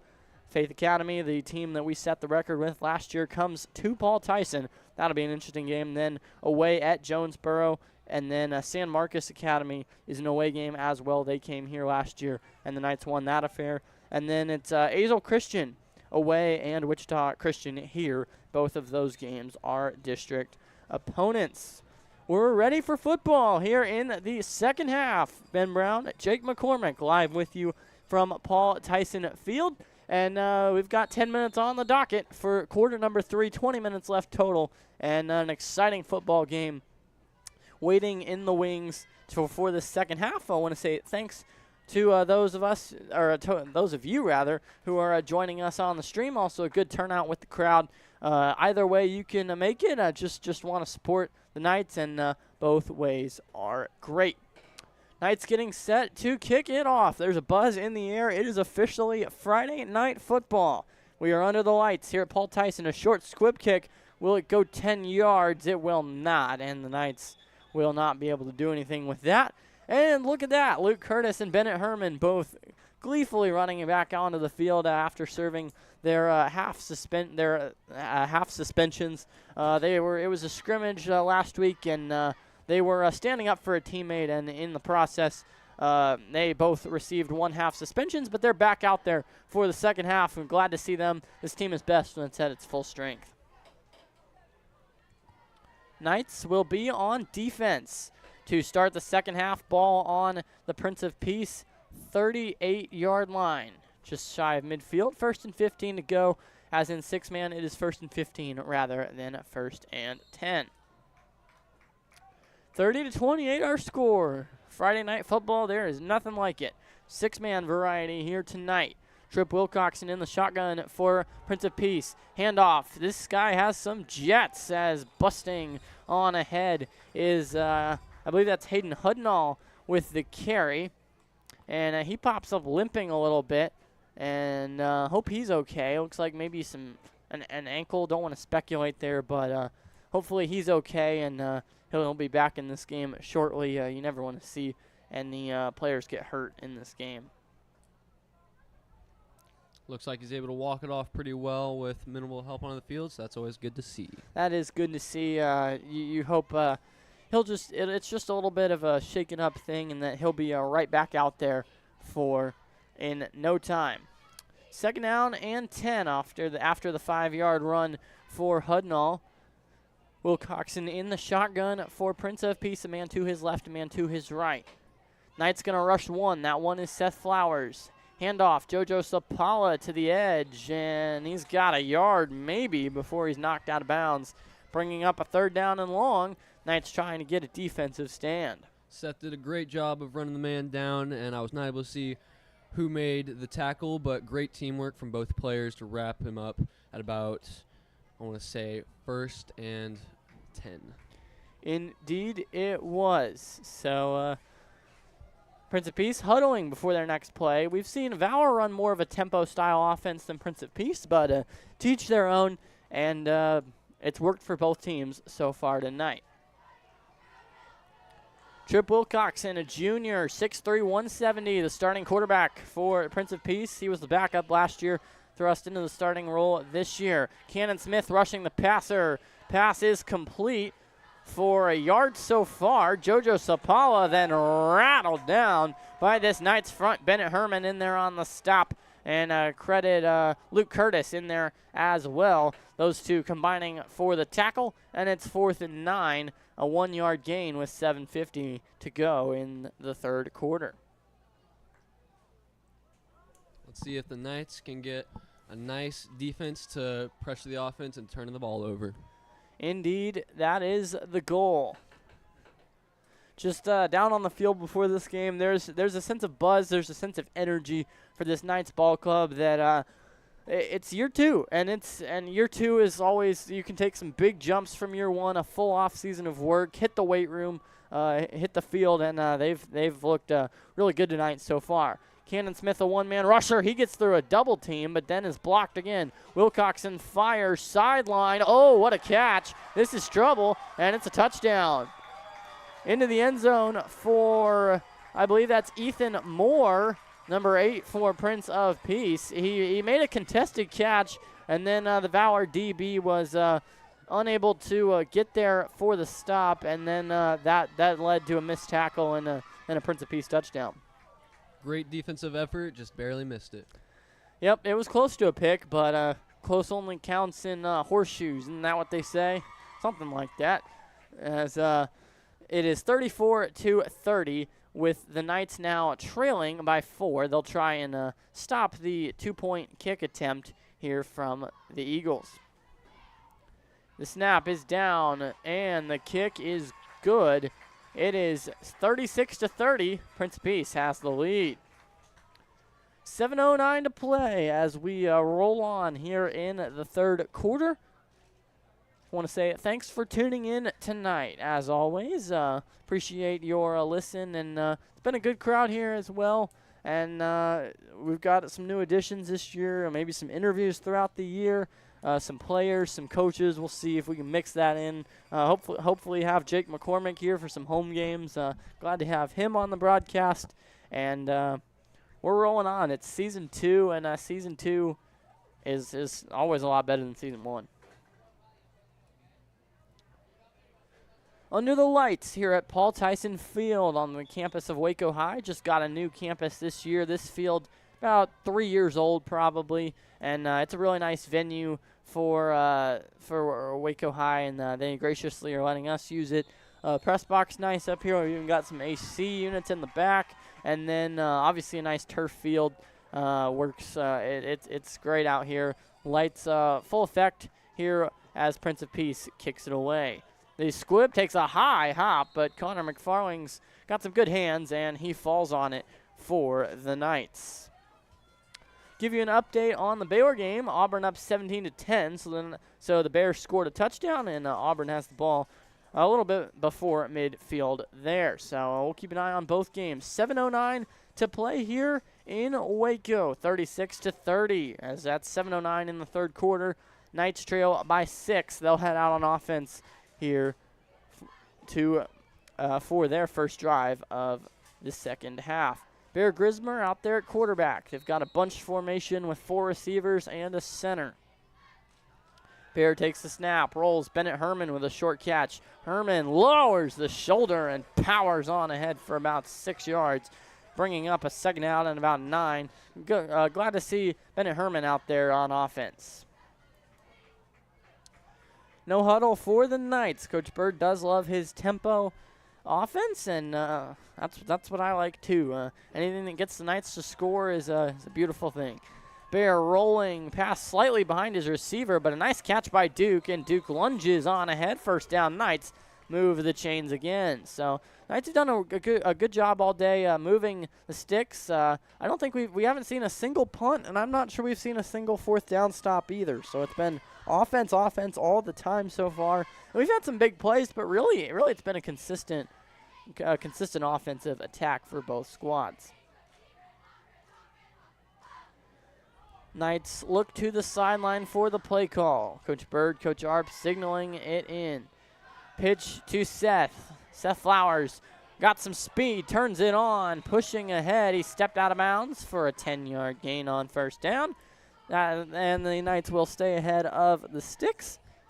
And with 6 minutes to play here in the third quarter, it's 36-30. Knights trail, but they're in the opponent territory at the 23-yard line.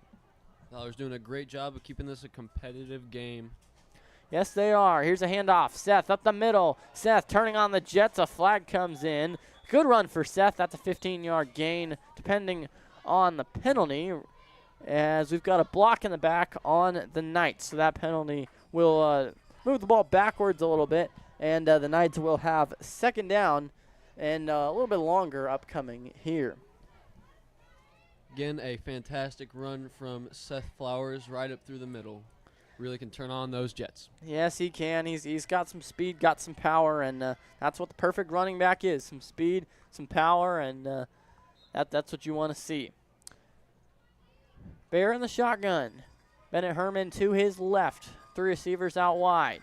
Bear looking. He's going to go deep. One-on-one ball. Connor McFarling. Oh, he almost caught it. Where is the flag? That was obvious pass interference. Valor sideline is very unhappy about that. The crowd also somewhat unhappy about that. It did look like pass interference from here, but the refs usually do a good job. I'll leave that up to them, but a missed opportunity there, as that was a 50-50 ball at the 1-yard line.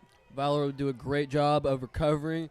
Coach Bird and his coaching staff are going to do a great job of making sure the guys can execute a good offense, get back down to the field, convert for that touchdown. Yes, they are. Here's Bear looking deep, motioning for his guys. Now a one-man rush. Fires to Bennett Herman. He'll get blocks. Oh, a good block by Aiden Murray. Bennett Herman rolling. He dives. Touchdown, Knights. Great effort there by Bennett Herman. Hit a defender and then just plowed through another to lunge for the end zone. And Bennett Herman back on the field here in the second half. He gets a touchdown reception his first of the season. Bear adds his 4th touchdown pass of the ball game, and that's what you love to see from the Knights. That's some fantastic blocking from the Valor offense. Indeed it is, and Matthew Schlappy's duties are now to try and put 2 more on the board. We've got a tie game here at 36. I believe the Knights have played one overtime game so far in their history, and it was a playoff semifinal game last year. That was a fun game to call, and so you can go back and listen to the end of that one if you want. That also archived on YouTube. That was a great game, and all the Knights just looking to build on everything this year. Kick for Matthew, up and good. Another good kick from him. Puts 2 more on the board. Knights have the lead, 38-36, with 5.5 minutes to play in the 3rd quarter. In such a close game, that 2-point difference is going to be a big deal as the 4th quarter rolls around. Yes, it is. I like to say games are kind of won and lost in the early 3rd quarter. The late 2nd to early 3rd quarter. Really, even last year in that playoff game that we won in overtime, it was really that late 2nd to early 3rd quarter that really opened it up for the Knights and put them back in. It had to come from behind. And this Knights team, when they have a chip on their shoulder, they're hard to beat. And I think coming into year 2, they definitely will have that. This unit is ready to roll, return a lot of production from last year. Also add some intriguing freshmen and some new pieces. Everybody's got their role, and happy to see the team out there. Hope for the injuries, that the injuries will heal up, and we can see those guys back out there in no time. Valor getting set to kick it away. Matthew Schlappy lines up to kick. He will not. It's Parker Jones with a squibber, and the ball is loose. Did Valor get it? I think they did on the onside. We'll see. Swarming around the football currently, waiting for the official signal. And it will be Valor football, I believe. So the Knights with an onside kick, and Parker Jones with the squib. And that should give the Knights the football here going out on offense, as I think we're still officially waiting for the ref's signal. Talking to Coach Arp over there on the sideline currently. And, yep, there goes the Knights offense out there on the field. So a really successful onside kick. Really glad to see that. The special teams contributing too. When the special teams are contributing, that's how you know it's a good night. Offense, defense, special teams. And so the Knights have the ball back with a 2-point lead. Here's Bear in the shotgun, takes the snap.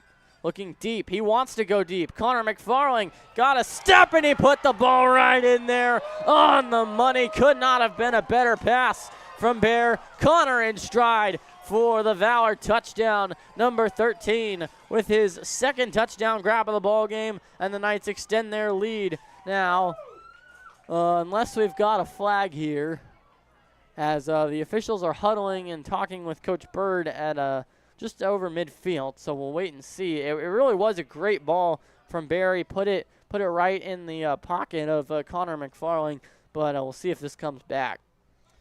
If they can secure that touchdown, that's going to be a big play, especially going into the 4th quarter and keeping that lead extended in such a close competitive game. Yes, it will. And let's see. Believe we've got a penalty. So this will move the football back. That touchdown will not count, as now we see the flag. Looks to be an illegal block going for the knees. Indeed it does. So nullify the touchdown. What a shame. It really was a great play. But it remains 38-36. Knights have the lead by 2 with about 5.5 minutes to play here in the 3rd quarter. Knights facing adversity here, but nothing they can't handle. 1st and 30 seems like a lot for this Knights squad. That's no problem. Over the middle, Bennett Herman with the catch. Stutter step, now pushing to the sideline. Really nice gain there, about 20 yards for Bennett Herman. Brings up 2nd down and manageable on the pass from Bear Grismer.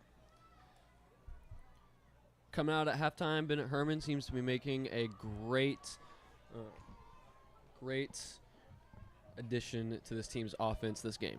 Yeah, being unavailable for the first half and then coming in the second half with some fresh legs really benefits this team. throw for Bear, caught Connor, stiff arm, spin, and I think he's a yard short.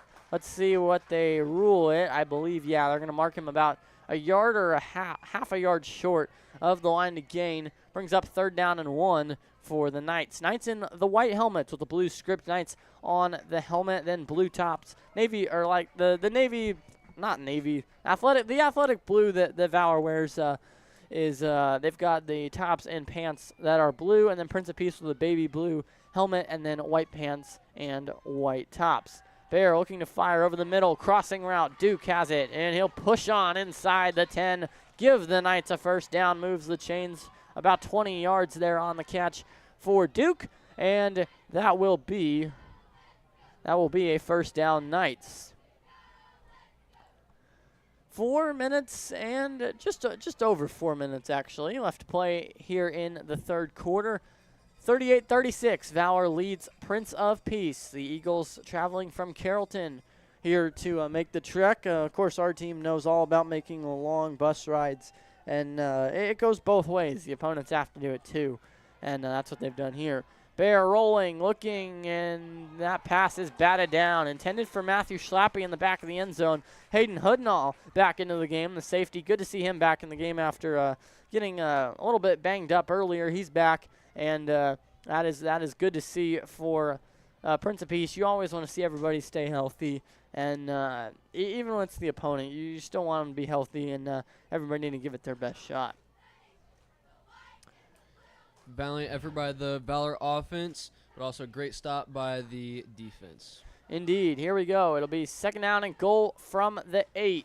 Bear in the shotgun. Bennett and Duke also in the backfield. Bennett motions out to the right. Bear, pop screen, Matthew, ball overthrown a little bit, high pass, and it's incomplete. Brings up 3rd down and goal from the 8 after back-to-back incompletions.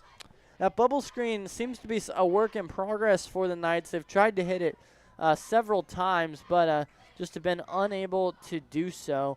And we'll see what Valor's able to cook up here with 3 minutes and 40 seconds left on 3rd and goal.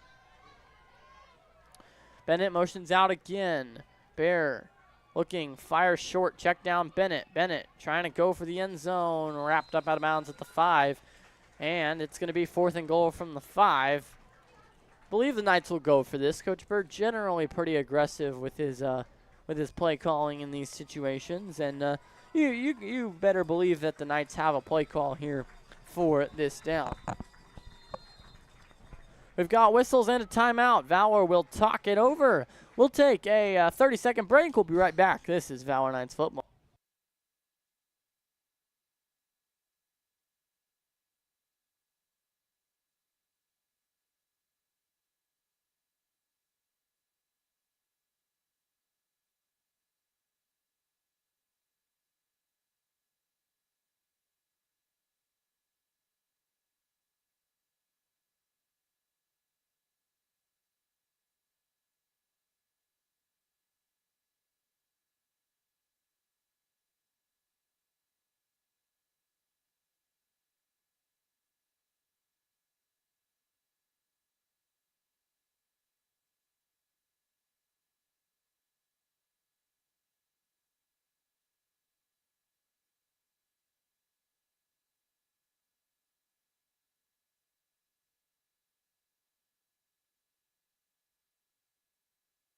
Welcome back to Valor Knights Football at Paul Tyson Field. A crucial 4th down and goal from the 6-yard line upcoming for the Valor Knights. It looks like they're going to line up to go for it rather than attempt the field goal, so going for 6 instead of 3. That is what the Knights' play call is. Looking to the sideline for the play call.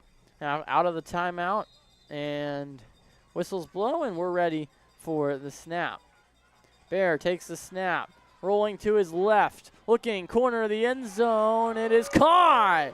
Touchdown, Duke with the grab, a diving grab. Short corner of the end zone makes the catch.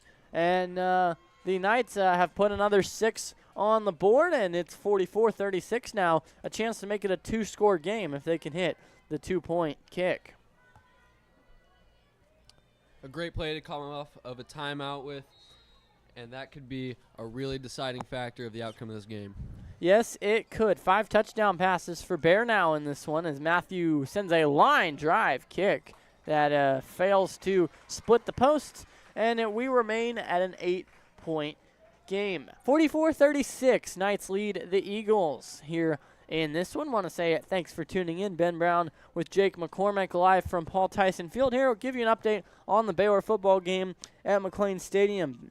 Bears trail by 7 to Auburn at halftime, but only 7. I mean, there's still a full half to play there. That's plenty of time. Here we've got 3 minutes and 17 seconds left in the third quarter. It's been a back and forth affair so far, but the Knights were able to recover an onside kick and then go down and score the touchdown, and that's looking like a really huge factor in this ball game right now as we play here in the third. We're about ready for the kickoff. Matthew Schlappe getting set to kick. Parker Jones has also had several onside chances so far, and he's done well with his opportunities. Wouldn't put it past Coach Bird to call an onside kick. They're excited, and they want that ball back again. That is true indeed. Here is the kick. This one's up in the air and away. It is fielded by Prince of Peace. Returner brings it out, shakes a tackle, and then is brought to the ground shy of the 20 by a pair of Valor Knights. That was Aiden Murray in there on the tackle, along with several others. Prince of Peace getting set to go back out there. Let's give you the rundown. At the end of the first quarter, we were tied up at 14, and then into the second quarter, Valor had the 2-point edge, and here in the third quarter, Valor has a 6-point edge as well. Trip Wilcoxon leading his squad out there for Prince of Peace, and they will get set to go so far. He's done well at quarterback. He's made some good plays. Neither team actually has thrown a pick, and we'll see if that changes here in this third quarter. Wilcoxon rolling, fires off his back foot. That's trouble! Oh, and so close to a pick. You could see it there in the possibilities. Luke Curtis so close there. Made a good play on the receiver who was attempting to catch that ball, but just short of interception, and that could have been 6 if he could have caught it. A very exciting deflection. Valor's sideline is going to be very fired up and ready to go. You better believe it. Momentum seems to be with the Knights currently rather than the Eagles. Prince of Peace, 2nd and 15 from their own 19.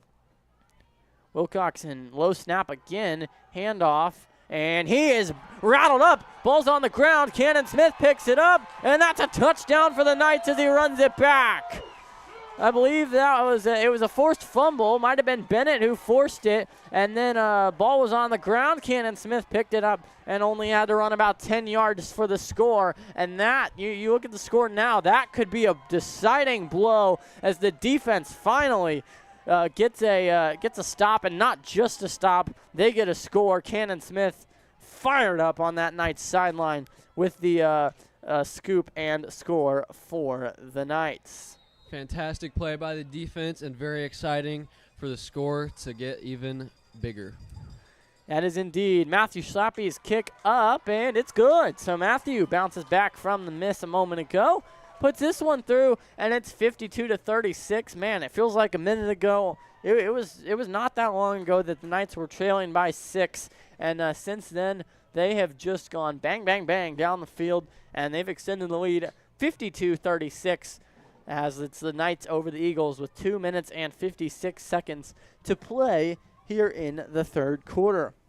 Bugs starting to fly around the lights. That's how you know it's a Friday night football, as whenever you turn on a light, there's bugs around. That's the summer to fall in Texas. And let's speaking of the weather, let's give you a weather update here, as we have not done so in a while. It looks like the rain will hold off. Initial forecasts had a 50% chance or so for the night, but that seems to have quieted down, and had a few showers earlier during the day, but have not had any so far tonight. Temperatures have dropped to 85. Humidity still is a factor at 72%. And the flag out there still rippling a little bit out beyond the end zone. Knights set to kick it off. They lead 52-36 with 2:56 to play in the third quarter. Kickoff unit ready. Matthew tails off. Parker Jones with a squibber. And the ball is fallen on by Prince of Peace. And they will take possession at their own 35-yard line. Knights have done a good job here in game number 1 of the season. And building on last year, the goal for this team is they're trying to go win the state championship, but that doesn't happen in one game. Well, it does at the end of the year, but it doesn't now, and so you just got to build up to that. If you can stack dubs, I mean, that's all you can ask for, and put yourself in a good position to succeed. It'll be exciting to see how far the Knights go this year. I wouldn't put it past them to go get a championship. Indeed. You know, that rematch with Wichita Christian on the docket is intriguing for the Knights.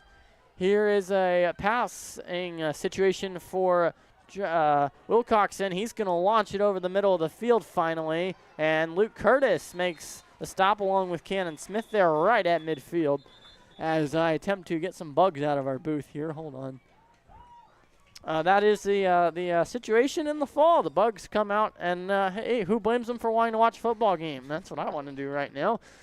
And let's see. So ball spotted. Let's see. Did we have a penalty there? No, we didn't. Never mind. Ball's still at midfield. They're just huddling very deep back. So never mind. 2nd down and 9. 2 minutes left here in the third quarter as we've played. It's gone by. It's gone by fast as we're already almost done with the third quarter. Wilcoxon with a man in motion. It is a handoff. Hayden Hudnall up the middle. Oh, he's got a crease, and he's almost jukes out Parker Jones, but that was a great tackle by Parker Jones. And man is down on the field. Looks to be a flag as well. Yes, there is on the near boundary. We will take a break while the player on the field is attended to. You're listening to Valor Knights Football.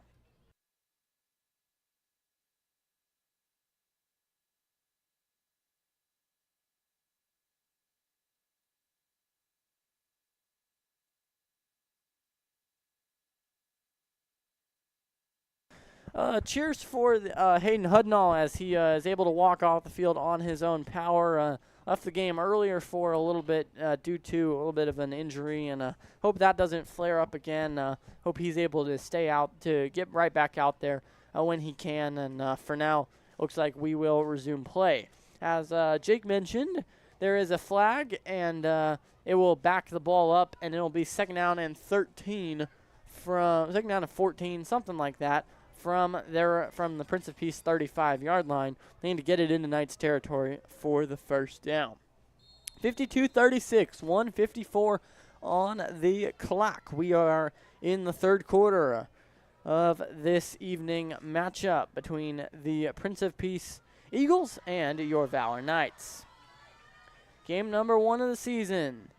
Wilcoxon handoff. This is Sapala. Sapala, the freshman, juking, and with some speed, he accelerates up, and he's got a little bit more than half of the first down of the yards needed for the first down. We'll credit him with nine yards there, and it'll bring up 3rd down and about 8 or so. Great pressure from the Valor defensive line. Yeah, that's a group I really want to watch this year. Cannon Smith, Seth Flowers. I think that group really has some potential with the speed, just the speed there. We've already seen Cannon and Seth get in there a couple times tonight, and obviously Cannon scored off of one of them. Here's a play action. Wilcoxon looking to throw. Now pressure. He fires on the move. It is caught. It's real close to the first down marker as Chad White is driven backwards. We'll see if they spot him with the forward progress. Let's see where they spot that football. They will spot it very, very close. They will give him the first down. So that moves the chains by maybe an inch. That was real close. It's 1st and 15 with 40 seconds and counting on down here in the third quarter. Might have a couple more plays here in this quarter as Prince of Peace huddles. Valor defense already ready and out there. See Cannon, Duke, James, Parker Jones out there. Bennett Herman, and looks like maybe Luke out there as well. Wilcoxon with a man in motion, low snap, play action. Cannon Smith with pressure, pass fired, pass is complete for 3 yards, and that will take us to the end of the third quarter. After 3 quarters, we are 3/4 of the way through this ball game, 52-36. The Knights hold a lead over the Prince of Peace Eagles. We'll be right back with quarter number 4. Don't go anywhere. You're listening to Valor Knights Football.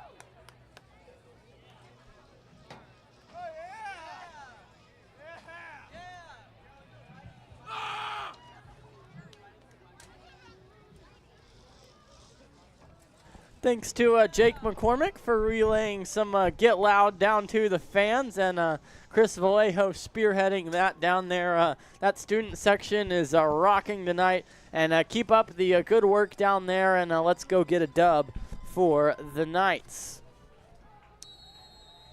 Playing Don't Stop Believin' here as we begin the fourth quarter at Paul Tyson Field. Ben Brown, Jake McCormick with you live from the press box here as we get set for the last quarter of this ball game, barring overtime, which right now with a 52-36 lead for the Knights. It does not appear we're headed that way, but you never know. 6-man's unpredictable, and we've certainly seen weirder things. Wilcoxon all day in the pocket, finally finds a man. That's Chad White again, still on his feet, and then out after about an 11-yard gain. Chad White has been really good at receiver there for this Prince of Peace team. He's done a good job. He just finds ways to be open, and as a receiver, that's all you can ask.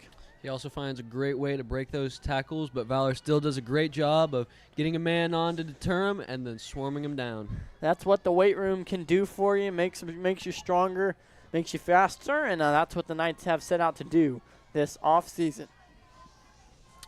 Huddling up is Prince of Peace as we hit 9:15 left in the fourth quarter.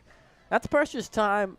Obviously, plenty of time for Prince of Peace, but you don't want to use all of that. I mean, they're down 2 scores, so they're gonna have to go quick. Here's pressure. Duke in the backfield harassing the quarterback. He dumps it off to Jojo Sapala. Sapala at the line of scrimmage finds a little bit of space, maybe a yard.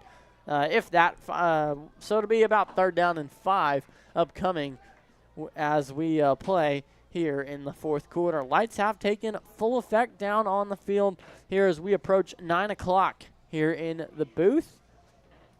Just over 2 hours we've been live, and thank you for joining us. And as always, great to have you with us. Great crowd here as well, and it's a great atmosphere for football, and these Friday nights, once they start, they're so fun, and it's always a great experience. Here goes. So the Knights defense looking to get a stop ball on the Knights 10. Trip Wilcoxon trying to lead his squad, the Eagles, into the end zone. As both of these teams 0-0 to start the year. This is their first game. And as we go on, hopefully the Knights can build on it. Obviously, they've got a tougher schedule this year. Coach Bird's scheduling that intentionally to get them ready for district play. But if you can beat some good teams, that always does wonders for your confidence. Here we go, 8:52 to play. It is first down and goal for the Eagles. Wilcoxon in the shotgun. Handoff. This is William Bannerman. Bannerman wrapped up in the backfield. Bennett Herman all over that stop, and it'll bring up second down and goal. Might have lost a yard. And this defensive front for the Knights has really done a good job tonight. We've seen some switching there. We've seen Aiden Murray play that position. We've seen Seth Flowers, Kaden Smith, obviously a scoop and score from there, and then Bennett Herman doing a good job there as well. 8:20 to play as we are here at Paul Tyson Field. I want to say thanks for listening, and also want to say thanks to Jake McCormick for joining us for tonight, and I hope to have him on some more home broadcasts this season. Of course. Here's the snap. Wilcoxon looking to throw. Cannon Smith trying to get some pressure. Pass is complete, and that's a Prince of Peace touchdown. He dropped the ball in the end zone, but I believe he'd already reached across the pylon. Indeed he has. There's the signal, and that's a Prince of Peace touchdown. 8 minutes exactly on the clock, and the score is 52. They have not updated it yet. I believe it should be 52 to 42. Have not updated the scoreboard yet because I believe that was a touchdown. They did signal. So, yep, there we go. 52 to 42. 8 minutes on the dot here, fourth quarter at Paul Tyson Field. If they make this 2 points with the kick, they could cut it to a one-score game. This is a really crucial kick because if they don't make it, it's still a two-score game, and obviously that's a lot harder to come back from, and that's what the Knights are trying to do here. They're trying to stop that and keep it at a two-score game. We've got the refs huddling at the goal line now, not exactly sure what they're talking about, as Aiden Murray will sub in here for Luke Curtis jogging off, and so we'll see if the special teams can make a stop for the Knights. In my experience practicing with Coach Bird, he does a lot of special teams practice, so I wouldn't put it past the Valor defense to get a nice block here. Yeah, that is true. Coach Bird does not overlook anything, special teams, defense, offense. We've seen it all click at times, and when it does, it's a thing of beauty. Kicker out there, Drew Mages for Prince of Peace. 5'11" kicker sends it up, and it is good. So he hits it and pushes the score to 52 to 44 now, as it is a one-score game now, and Prince of Peace, if they can get a stop, this game would be turned right around, so it's imperative that the Valor Knights find a way to put some points on the board here. 8 minutes exactly to play fourth quarter. This is when ball games can be won and lost in the waning moments of a ball game. Obviously, 8 minutes is not the waning moments, but still important nonetheless. And in quarter four, anything can happen. You never know under the lights here on Friday, and we'll see what this Valor coaching staff can cook up here for the team. Hopefully they can recover this kickoff. I don't want to see any onside magic for the Eagles, and hopefully Knights can get it and then drive down the field and put some points on the board. Let's see if the Knights can get a return here. That is true. We haven't seen really any return today. It's squibbed on the ground, and the Knights just fall on it to keep possession. So Knights will go on offense here from their own 20-yard line, as they will attempt to, if they could run some clock, it'd be good. But also, they just really care about putting points on the board, whether it's quick, slow, doesn't really matter. Just if they can get a touchdown here, and if you could take 2, 3 minutes, 4 minutes off the clock, that could do wonders and potentially seal this game. I want to say thanks for joining us once again, live from Paul Tyson Field. Lights are on and the Bugs are congregating for this football game along with the fans, and can't blame them. I'd want to see a football game too if I was a Bug, but getting in the booth now, and we'll just be chasing them out throughout the night. Here's Duke. Fakes a pitch. Oh, that was nasty. Accelerates, puts on the Jets, and he's out of bounds across midfield and into enemy territory to the 30-yard line. That's a first down as Duke. It was kind of an option play there where he got the snap and then could pitch it back, and he chose to keep it after faking it and then turned on the Jets for a big play. That little trick is what got him right into running down the field. Great run from Duke. Indeed, it is, as the Knights are back on the ball. A little dump off, Bennett Herman. And he is still running, and now he's going to keep going.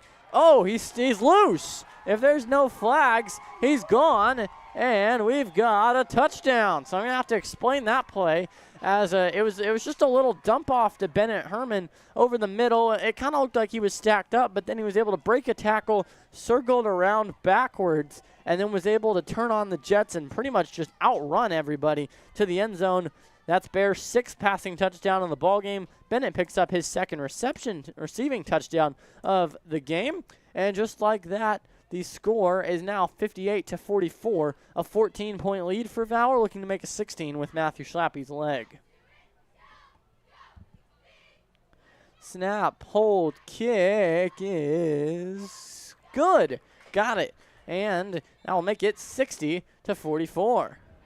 7:26 to play, 4th quarter, as we come to you live on the campus of Waco High.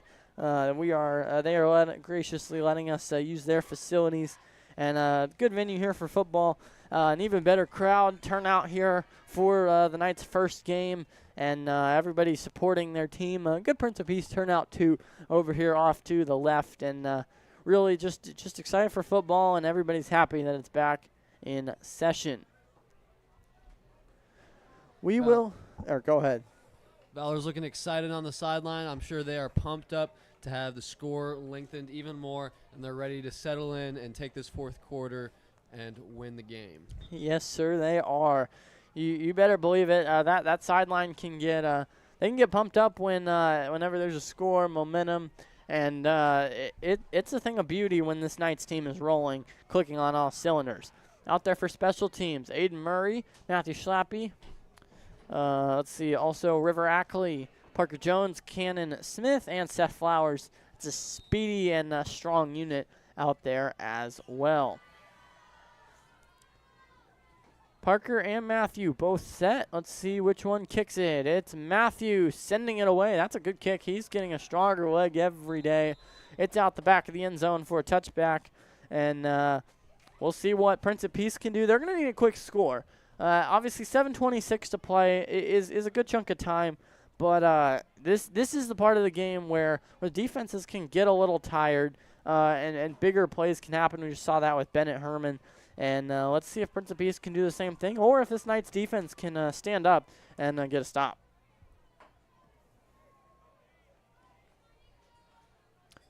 Here we go. Prince of Peace wearing light blue helmets, white uniforms, and white pants. The Knights have white helmets with blue uniforms and blue pants. 7 minutes and 26 seconds remaining in the 4th quarter. Indeed, it is 1st and 15 in their own territory. Trip Wilcoxon backs up, fires over the middle, and the pass is incomplete off the hands of his intended receiver, and brings up 2nd down. May be intended for Romeo Seville there, 5'10", 170 receiver for this Prince of Peace squad. And it will be 2nd down and 15 after an incompletion.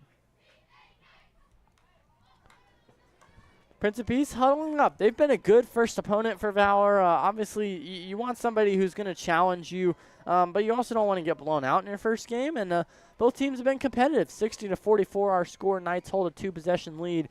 They're looking to keep it that way. Here's the handoff, running right and jetting through is the Prince of Peace runner. That is William Bannerman, the running back, 5'8", 150, a junior, wearing number 6 for Prince of Peace. And it brings up 3rd down and about 10 for the Eagles. Big play here upcoming. 2 downs to get about 7 to 8 yards, and we'll see what they can cook up. Valor defense is going to be explosive. They are well trained in getting to the quarterback and staying on the ball. Yes, they are. Low snap, fumbled, and Wilcoxon nearly tripped up in the backfield, keeps his balance, and a pass downfield. Oh, he had a receiver, and it's incomplete. I believe that was intended for Owen Bain, as he was open, and the ball the throw was close, and he had to make a diving attempt for it. Could not reel it in, and just like that, 4th and 8 here upcoming, and this could be the game on the line. 4th and 8 is the down and distance necessary. Knights trying to get a stand. The line to gain is midfield. Ball on their own 33-yard line for Prince of Peace. Wilcoxon in the shotgun. Fakes the handoff. Rolls right. Cannon Smith with pressure. Cannon going pass. Incomplete. Cannon Smith had some pressure. That disoriented Trip Wilcoxon, the 6'3 quarterback for Prince of Peace. And I believe we may have a flag here. Let's see. Whatever it is, I believe the offense is going to stay out there for Prince of Peace, as now Coach Bird will talk to the head official. Crowd obviously not happy with that, and sometimes penalties are hard to tell up here in the booth. 60-44, 6:31 to play. We will be replaying 4th down and 8 for the 4th down and 7 rather for the Prince of Peace. Never mind, it won't be 4th down and 7. It'll be 4th down or will be 1st down. And they spotted the ball past the markers, so whatever it is, it's a 1st down Prince of Peace. Not exactly sure how they got there, but the ball is spotted on the Valor Knights 37. Prince of Peace has the ball with 6.5 minutes to play in this ball game, and the Knights will have to get another defensive stop. Defensive line is explosive. It is. Cannon Smith nearly got a sack there. A pass is complete and then rattled down to the ground by Bennett Herman. William Bannerman with the catch there. He's been productive in this one for the Eagles. And it'll bring up 2nd down and about 9 or 10. Oh, we've got a block in the back. Never mind. A block in the back for Prince of Peace. And I believe they will walk this football back. Let's see where they ultimately spot it. Well, I say several. We've had a lot of penalties in this ball game, and ball spotted at midfield. So they need to get about 18 yards to the Valor 18, or Valor 22 rather. That's the wrong number. Math is hard here on a Friday night. Trip Wilcoxon in the shotgun. Quarterback with a man to his right, quarterback with a man to his left. Handoff. This is Thomas Morris, the freshman, exploding, and he's near the 1st down marker. They're going to mark him a yard short with 6 minutes and counting on down here in this 4th quarter. So I believe we'll be looking at 2nd down and 1 here following the run by Thomas Morris. Give you an update on the Baylor game. In the meantime, Auburn leads 17-10. Baylor did just get the ball back at their own 10, so maybe Baylor can mount a drive and tie the game up. But we've had more success over here with Valor as they lead by 2 scores, 60-44 here in the 4th. Prince of Peace with the ball. Wilcoxon takes the snap. Looking, now probing. Here's pressure. Aiden Murray trying to get pressure. All day to throw for Wilcoxon. Has a man come back. Absolutely steamrolled by, might have been Luke Curtis. Moses Barley might have been in there as well. As for sure Luke was in there. And then Connor may have been the other guy. Hard to tell from here. But a really nice play by the Knights defense. And it knocked the ball incomplete. Brings up 3rd down and 1. Valor defense has had a great job of having some really heavy blows to the offensive runners and wide receivers tonight. It's really exciting to watch. Yes, they have, and you better believe that's the weight room coming into effect. Coach Bird preaches the weight room, and that's what it does for you. Here we go. 3rd down and 1. Wilcoxon drops back. One-man pressure for the Knights. It's Aiden Murray, and the pass is complete. And he fell down. Caught by the old turf monster. He was caught by the turf monster there. Is it a first down, though? As it was a short pass complete. Right at the line of scrimmage, they'll give him the first down. And he just kind of tripped up. The turf got him. But it was enough for the first down. So the Eagles live to fight another day. But clock taking on down under 5 minutes now. 4:50 and counting on down here in the 4th quarter of this matchup. Trip Wilcoxon standing at the Knights 30 as he hands it off to Thomas Morris. Morris rattled down in the backfield by a pair of Knights on the play. James Hoagland in there on the tackle. Also, Seth Flowers, I think, also in there on the tackle. Knights defense trying to hold here. Even if they do allow points, the farther that clock ticks down, the better for the Valor Knights. Wilcoxon and the Eagles trying to mount a comeback here. They trail by 2 scores with 4 minutes to play in the Knights territory. Wilcoxon, a shovel pitch. This is JoJo Sapala. Sapala has a couple, give him 3 yards on that. Brings up 3rd down and long. Here we go. About 3rd and 10 upcoming for the Eagles. Here we go, late 4th quarter, inside of 4 minutes to go. This is crunch time for the Eagles, and they're going to huddle to discuss this play. They know it's crunch time, so now our defense trying to get a stop as they line up for 3rd down. Trip Wilcoxon in the shotgun. He takes the snap, fakes the handoff, rolls, fires over the middle, and the pass is dropped. Incomplete, intended for Brody Nealand. He's had several catches in this ball game, and Brody Nealand nearly had another. But here's 4th and 9. I mean, there's no sugarcoating this. This is the game right here. 4th and 9 in a 2-possession game. Jake, what do you think? What do you think Coach Bird has dialed up here? I think he's going to get ready to take him down this 4th down, not let anything past him. And then once they get it, they'll get a couple run plays in there, run the clock, but also make sure they're gaining some yardage. 6-man is a quick game, even though there's only 3 minutes left. But he is going to make sure that ball is secure and there's no fumbles or mistakes from the offense. Yes, sir, he will. Wilcoxon, 4th and 9. Crunch time over the middle. Fires. Oh, and it is complete. Brody Nealand gets a second opportunity, and he scores.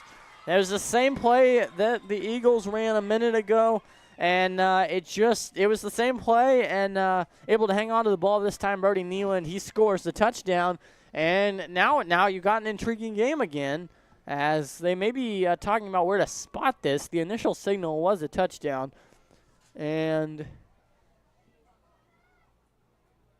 that unsportsmanlike conduct on the offense? It's kind of what it looks like, but it's hard to tell from up here. That could be a big decider, as it'll push back to not a 1st down, back to 4th down. Yeah, it also depends if it happened after the play, because if it happened after the play, well, it looks like they might just give him the touchdown. Yeah, it looks like they're going to line up to kick for 2, so not entirely sure what that was about, but nonetheless, 60-50. There you go. Nice round numbers here as we play in the 4th quarter. 3:07 left on the clock. Well, no, now they back the football up. Looks like they are going to keep the 1st down, though. Yeah, this could be. This could either be the touchdown counted. Yeah, they're going to kick from back. So the penalty is after the play, pushes them back, and they have to kick from deeper now. This is a long one. The line drive kick is no good. He did not make it, and our score remains a 2-possession game. 60-50, the Knights have the lead, as though there's a flag out here. We've had a lot of flags tonight. It is waiting for the official signal. Roughing the kicker or running into the kicker. I think it's running into the kicker. So I think we'll just have the ball at 5 yards closer, and it'll be a re-kick. Oh, never mind. We're going back to the original spot of the kick. So a penalty after the initial touchdown forces a retry, forces the kick to be pushed back, and then the Knights penalty pushes the kick to be right back to where it was. So we're all even after a couple of minutes of a little bit of confusion, but we've got it figured out now. Our score 60-50, 3:07 to play here in the fourth quarter. Despite the confusion with play calls, it's an exciting game. Yes, it is. Here we go. The snap, the hold, wobbler of a kick, and this one is good. Nearly blocked, but it's going to go up.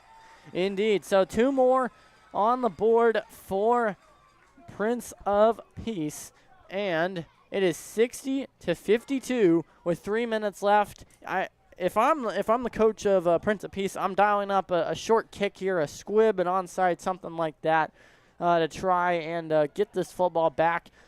You got to think if the Knights could get the ball back, they'd be in a good position. They've scored on every drive, I think, so far in this game, and then 3 minutes they could run that down or just go score quickly.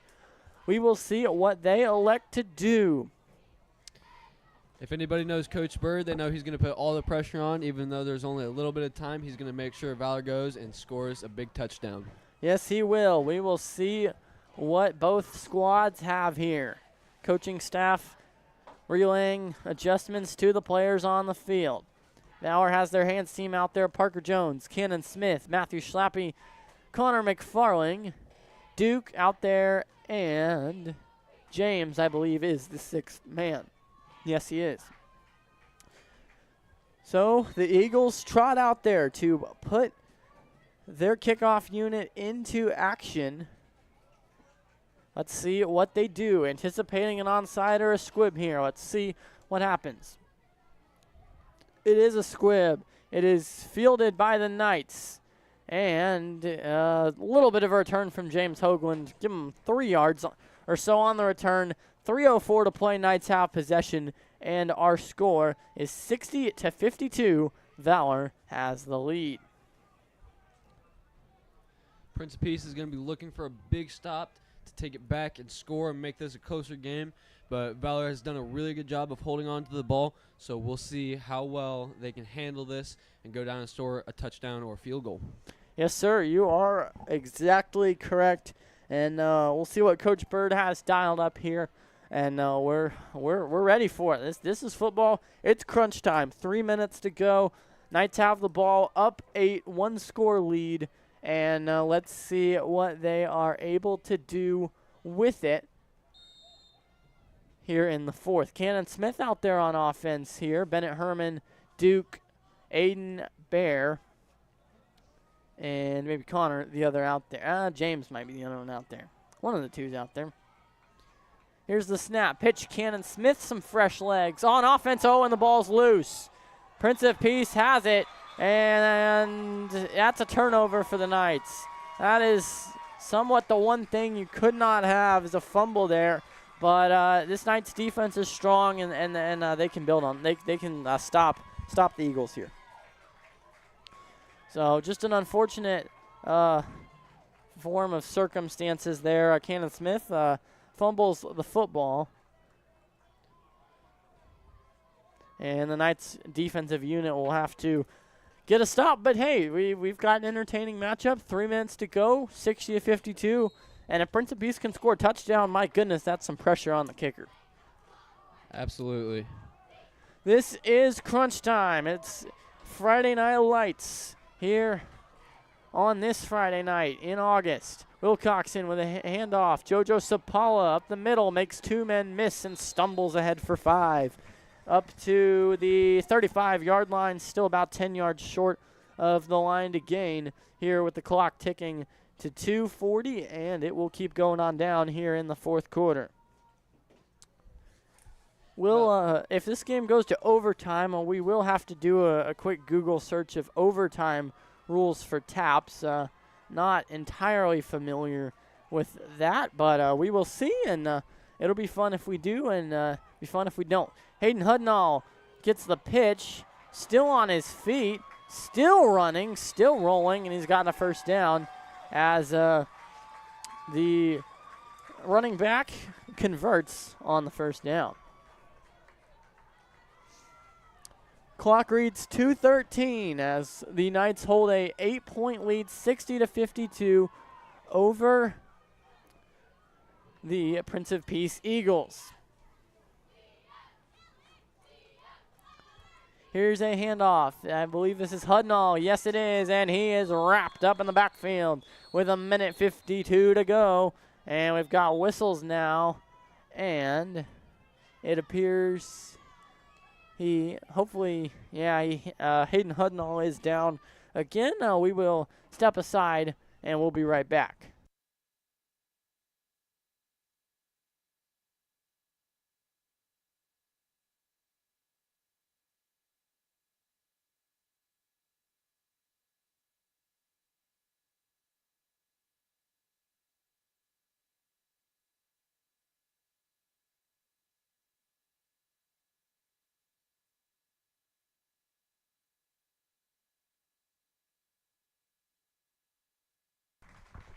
Nice round of applause there for Hayden Hudnall as he is helped off the field.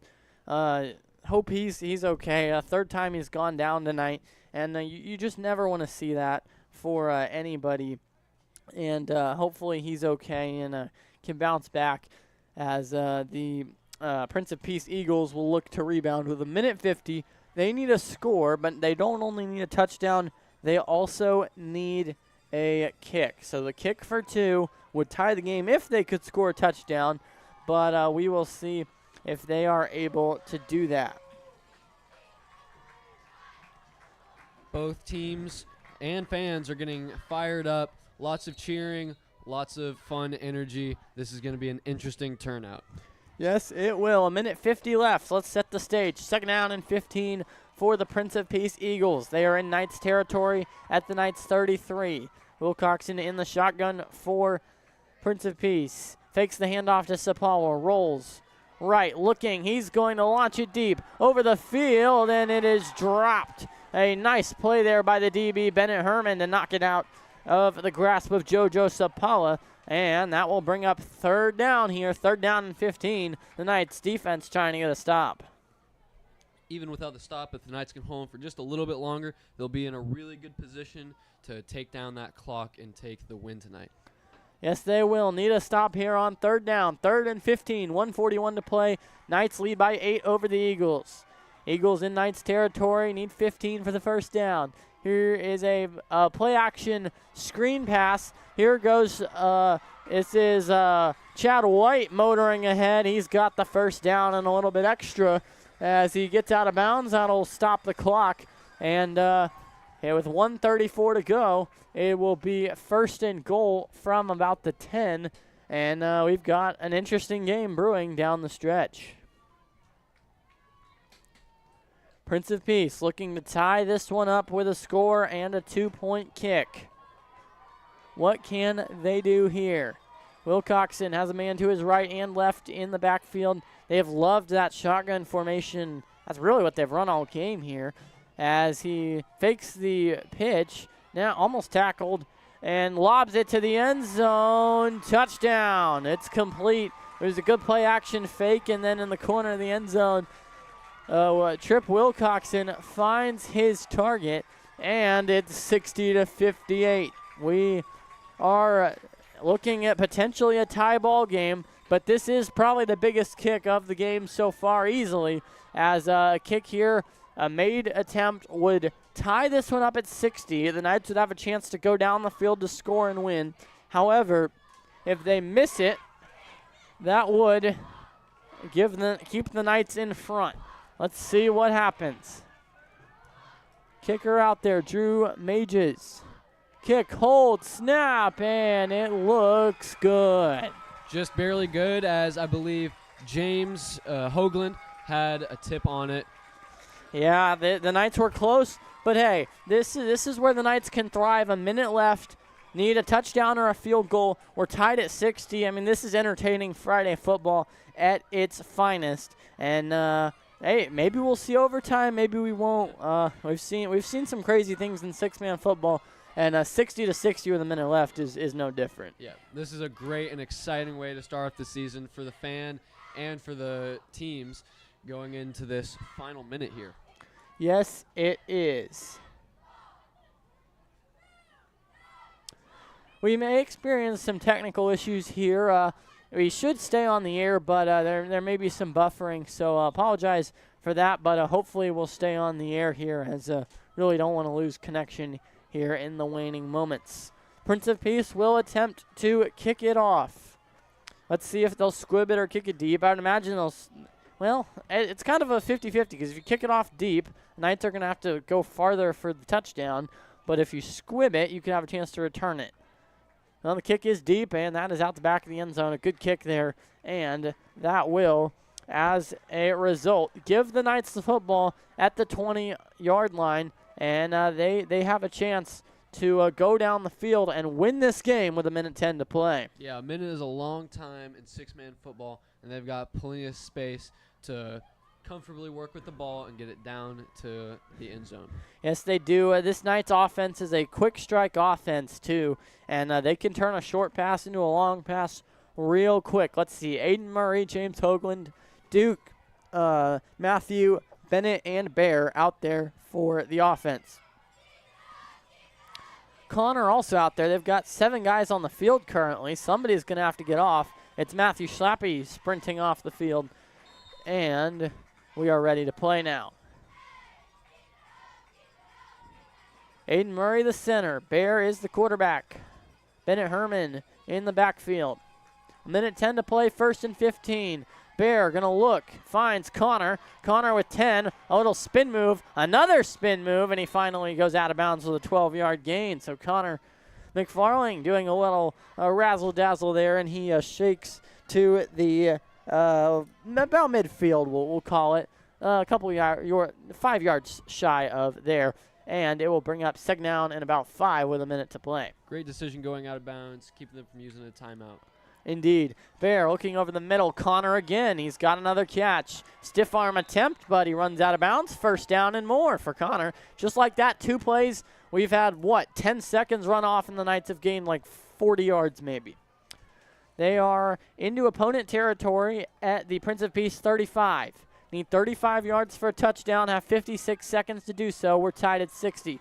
Here's a screen. Duke with the catch. Shifty, and he's got a 6 or 7 yard gain as he gets there, and we'll see what the Knights elect to do here. Somebody, I believe, has called a timeout. It's either Valor or Prince of Peace. I could see probably Valor want to make their play call here. Let's see. 47 seconds on the clock. They've still got great time to go and score. That is true. That is indeed the case. Knights need a score to win it.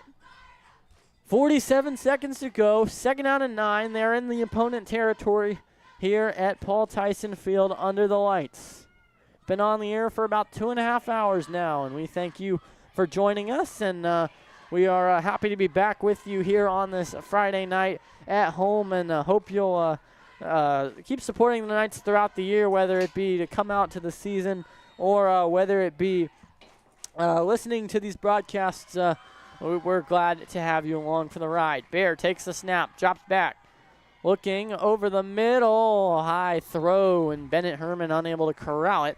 Brings up 3rd down and 9, and this is crunch time for the Knights. They're going to need 9 yards, but we've seen so many 3rd and 4th down conversions from this squad. It's not impossible. Those wide receivers can be extra explosive, especially when they need to gain some yardage, and Bears had some great passes tonight. Yes, he has. Reliable leader back there in the shotgun. He's got pressure. Now rolls. He's going to fire deep. Connor McFarling in the end zone. He leaps and he caught it. What a touchdown, catch. Connor McFarling, as he just elevated to catch it. That's the 2nd time he's just head-topped a defender in this ball game, and there is not a more clutch touchdown than that one, as it gives the Knights the lead, 66-60. Connor with his 2nd touchdown receiving of the game. Bear now has 7 passing touchdowns on the night. A really electric offense tonight for the Knights, rather, as also keeping tabs on the Baylor game. Baylor driving down 14 3rd quarter. Hope they can make a comeback there. Knights trying to add 2. Here's the kick. It is up, and it is good. There we go. 8 points on the board in a span of about, let's say that was a 30-second drive roughly. It's 68-60. And now Prince of Peace will have the opportunity to drive down the field, and we're going to see what they can do. We've seen what Valor's made of. They were able to go down and score. Can Prince of Peace do the same? And this is your first broadcast, Jake, but you got a good game here so far. Yes, and if Valor can keep them in that sideline, pressure them, use those timeouts, they can run the clock dry and take home a first win from a very exciting game. Yes, and really at the end of the day, you want to win comfortably, but close games, especially close wins, can really boost your confidence. And that way later in the year when you're in these tough situations, you've been there, you've done that, and you can just build on it here in this game. Knights set to kick it off here. We'll see if they squib or go deep. If they're going to kick it deep, Matthew Schlappe would kick it. If they're going to squib it, Parker Jones has done the honors. Right arm raised, and it's Matthew to boot it into the air deep, and this is not returnable as it bounces out of the back of the end zone for a touchback. Knights fans getting hyped up here in the waning seconds of this game. 34 of them on the clock to be exact. Fourth quarter, Knights lead 68-60. Trying to get a stop and win this ball game, and hopefully, so they need a stop here.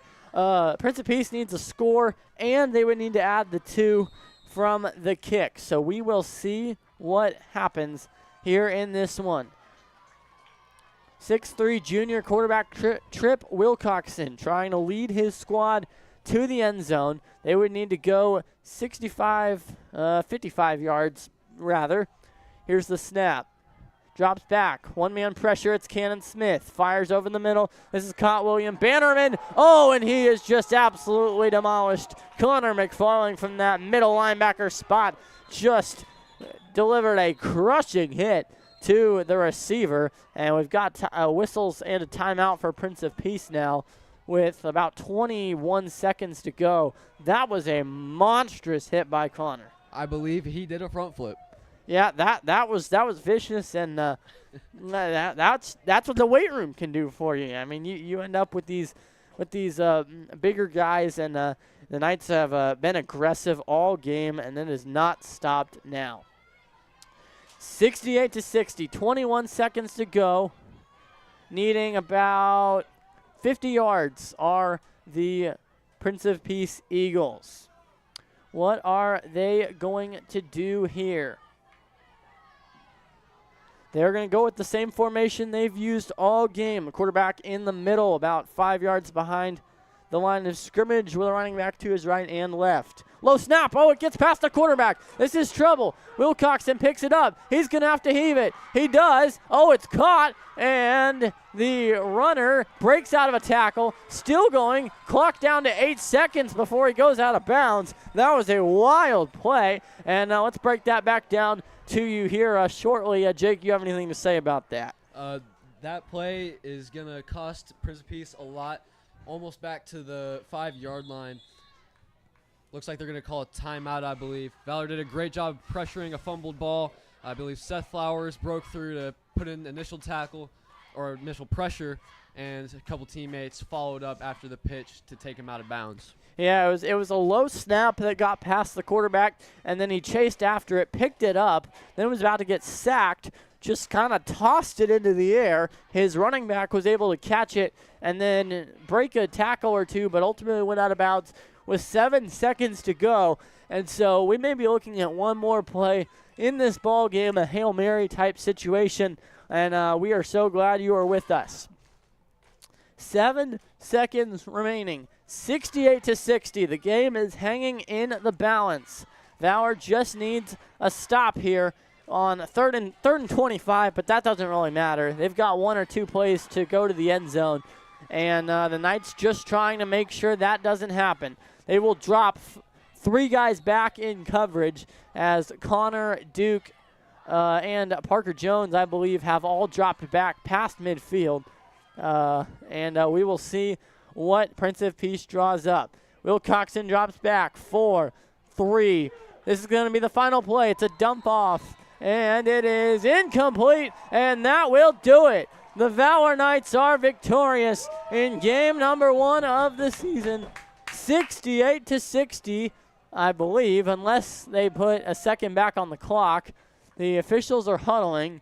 It was very close. They might put another second back on the clock. Let's see what they decide to do.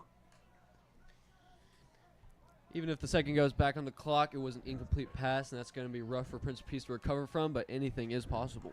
Yep, it does appear they have put 1 second back on the clock, so we will hold the celebrations for hopefully one more play. Knights will drop 3 guys back to their own 35. They'll have probably Cannon rush the passer, and then they'll have 2 guys in the middle of the field trying to wrap up there. Let's see what this unit can do. 68-60, 1 play, 1 second for the end zone. That's what Prince of Peace needs. Thanks for listening as we've got 1 play left. Prince of Peace out there in their formation. Here we go. Knights need 1 stop. They're going to pitch it. And let's see. Buzzer's gone off. It has, and this is indeed the final play. Will Coxon still running. Scrambles out. He's going to run now. Will we see some laterals? He jukes. He's still on his feet, and Bennett Herman has him. Ball thrown backwards, and that's the ball game. We have whistles, and that is the ball game. 68-60, your Valor Knights are victorious in this one, and what a game we just witnessed, and ultimately it comes out to be a dub for the Valor Knights. You got any final thoughts, Jake? That was a great game, super competitive. Looks like everybody's being great sports. Maybe a few injuries on the field tonight, but nothing substantial, which is fortunate to hear. And what an exciting finish and competitive last quarter. Indeed, it was 68-60, the final score. The Valor Knights are victorious, and so we will now pick an MVP for this one. Let's see, who will it be? So many impact players in this one, but let's give it to Bear Grismer with 7 touchdown passes. That's hard to overlook, and a really nice job and a really nice effort from him to lead this team to a dub. Once again, the final score from Paul Tyson Field, 68-60. The Valor Knights are victorious. I want to say thanks to everybody who made this broadcast possible. Thanks to Bethany and Jeff Brown for providing financial assistance and the equipment. Also want to say thanks to Colin Witt and Derek Smith for helping us get on the air. And then, of course, Jake McCormick for joining us for this home game. We hope to have him on later tonight. Once again, thanks for joining us for all of them. I'm Ben Brown saying so long once again from Paul Tyson Field. Your final score.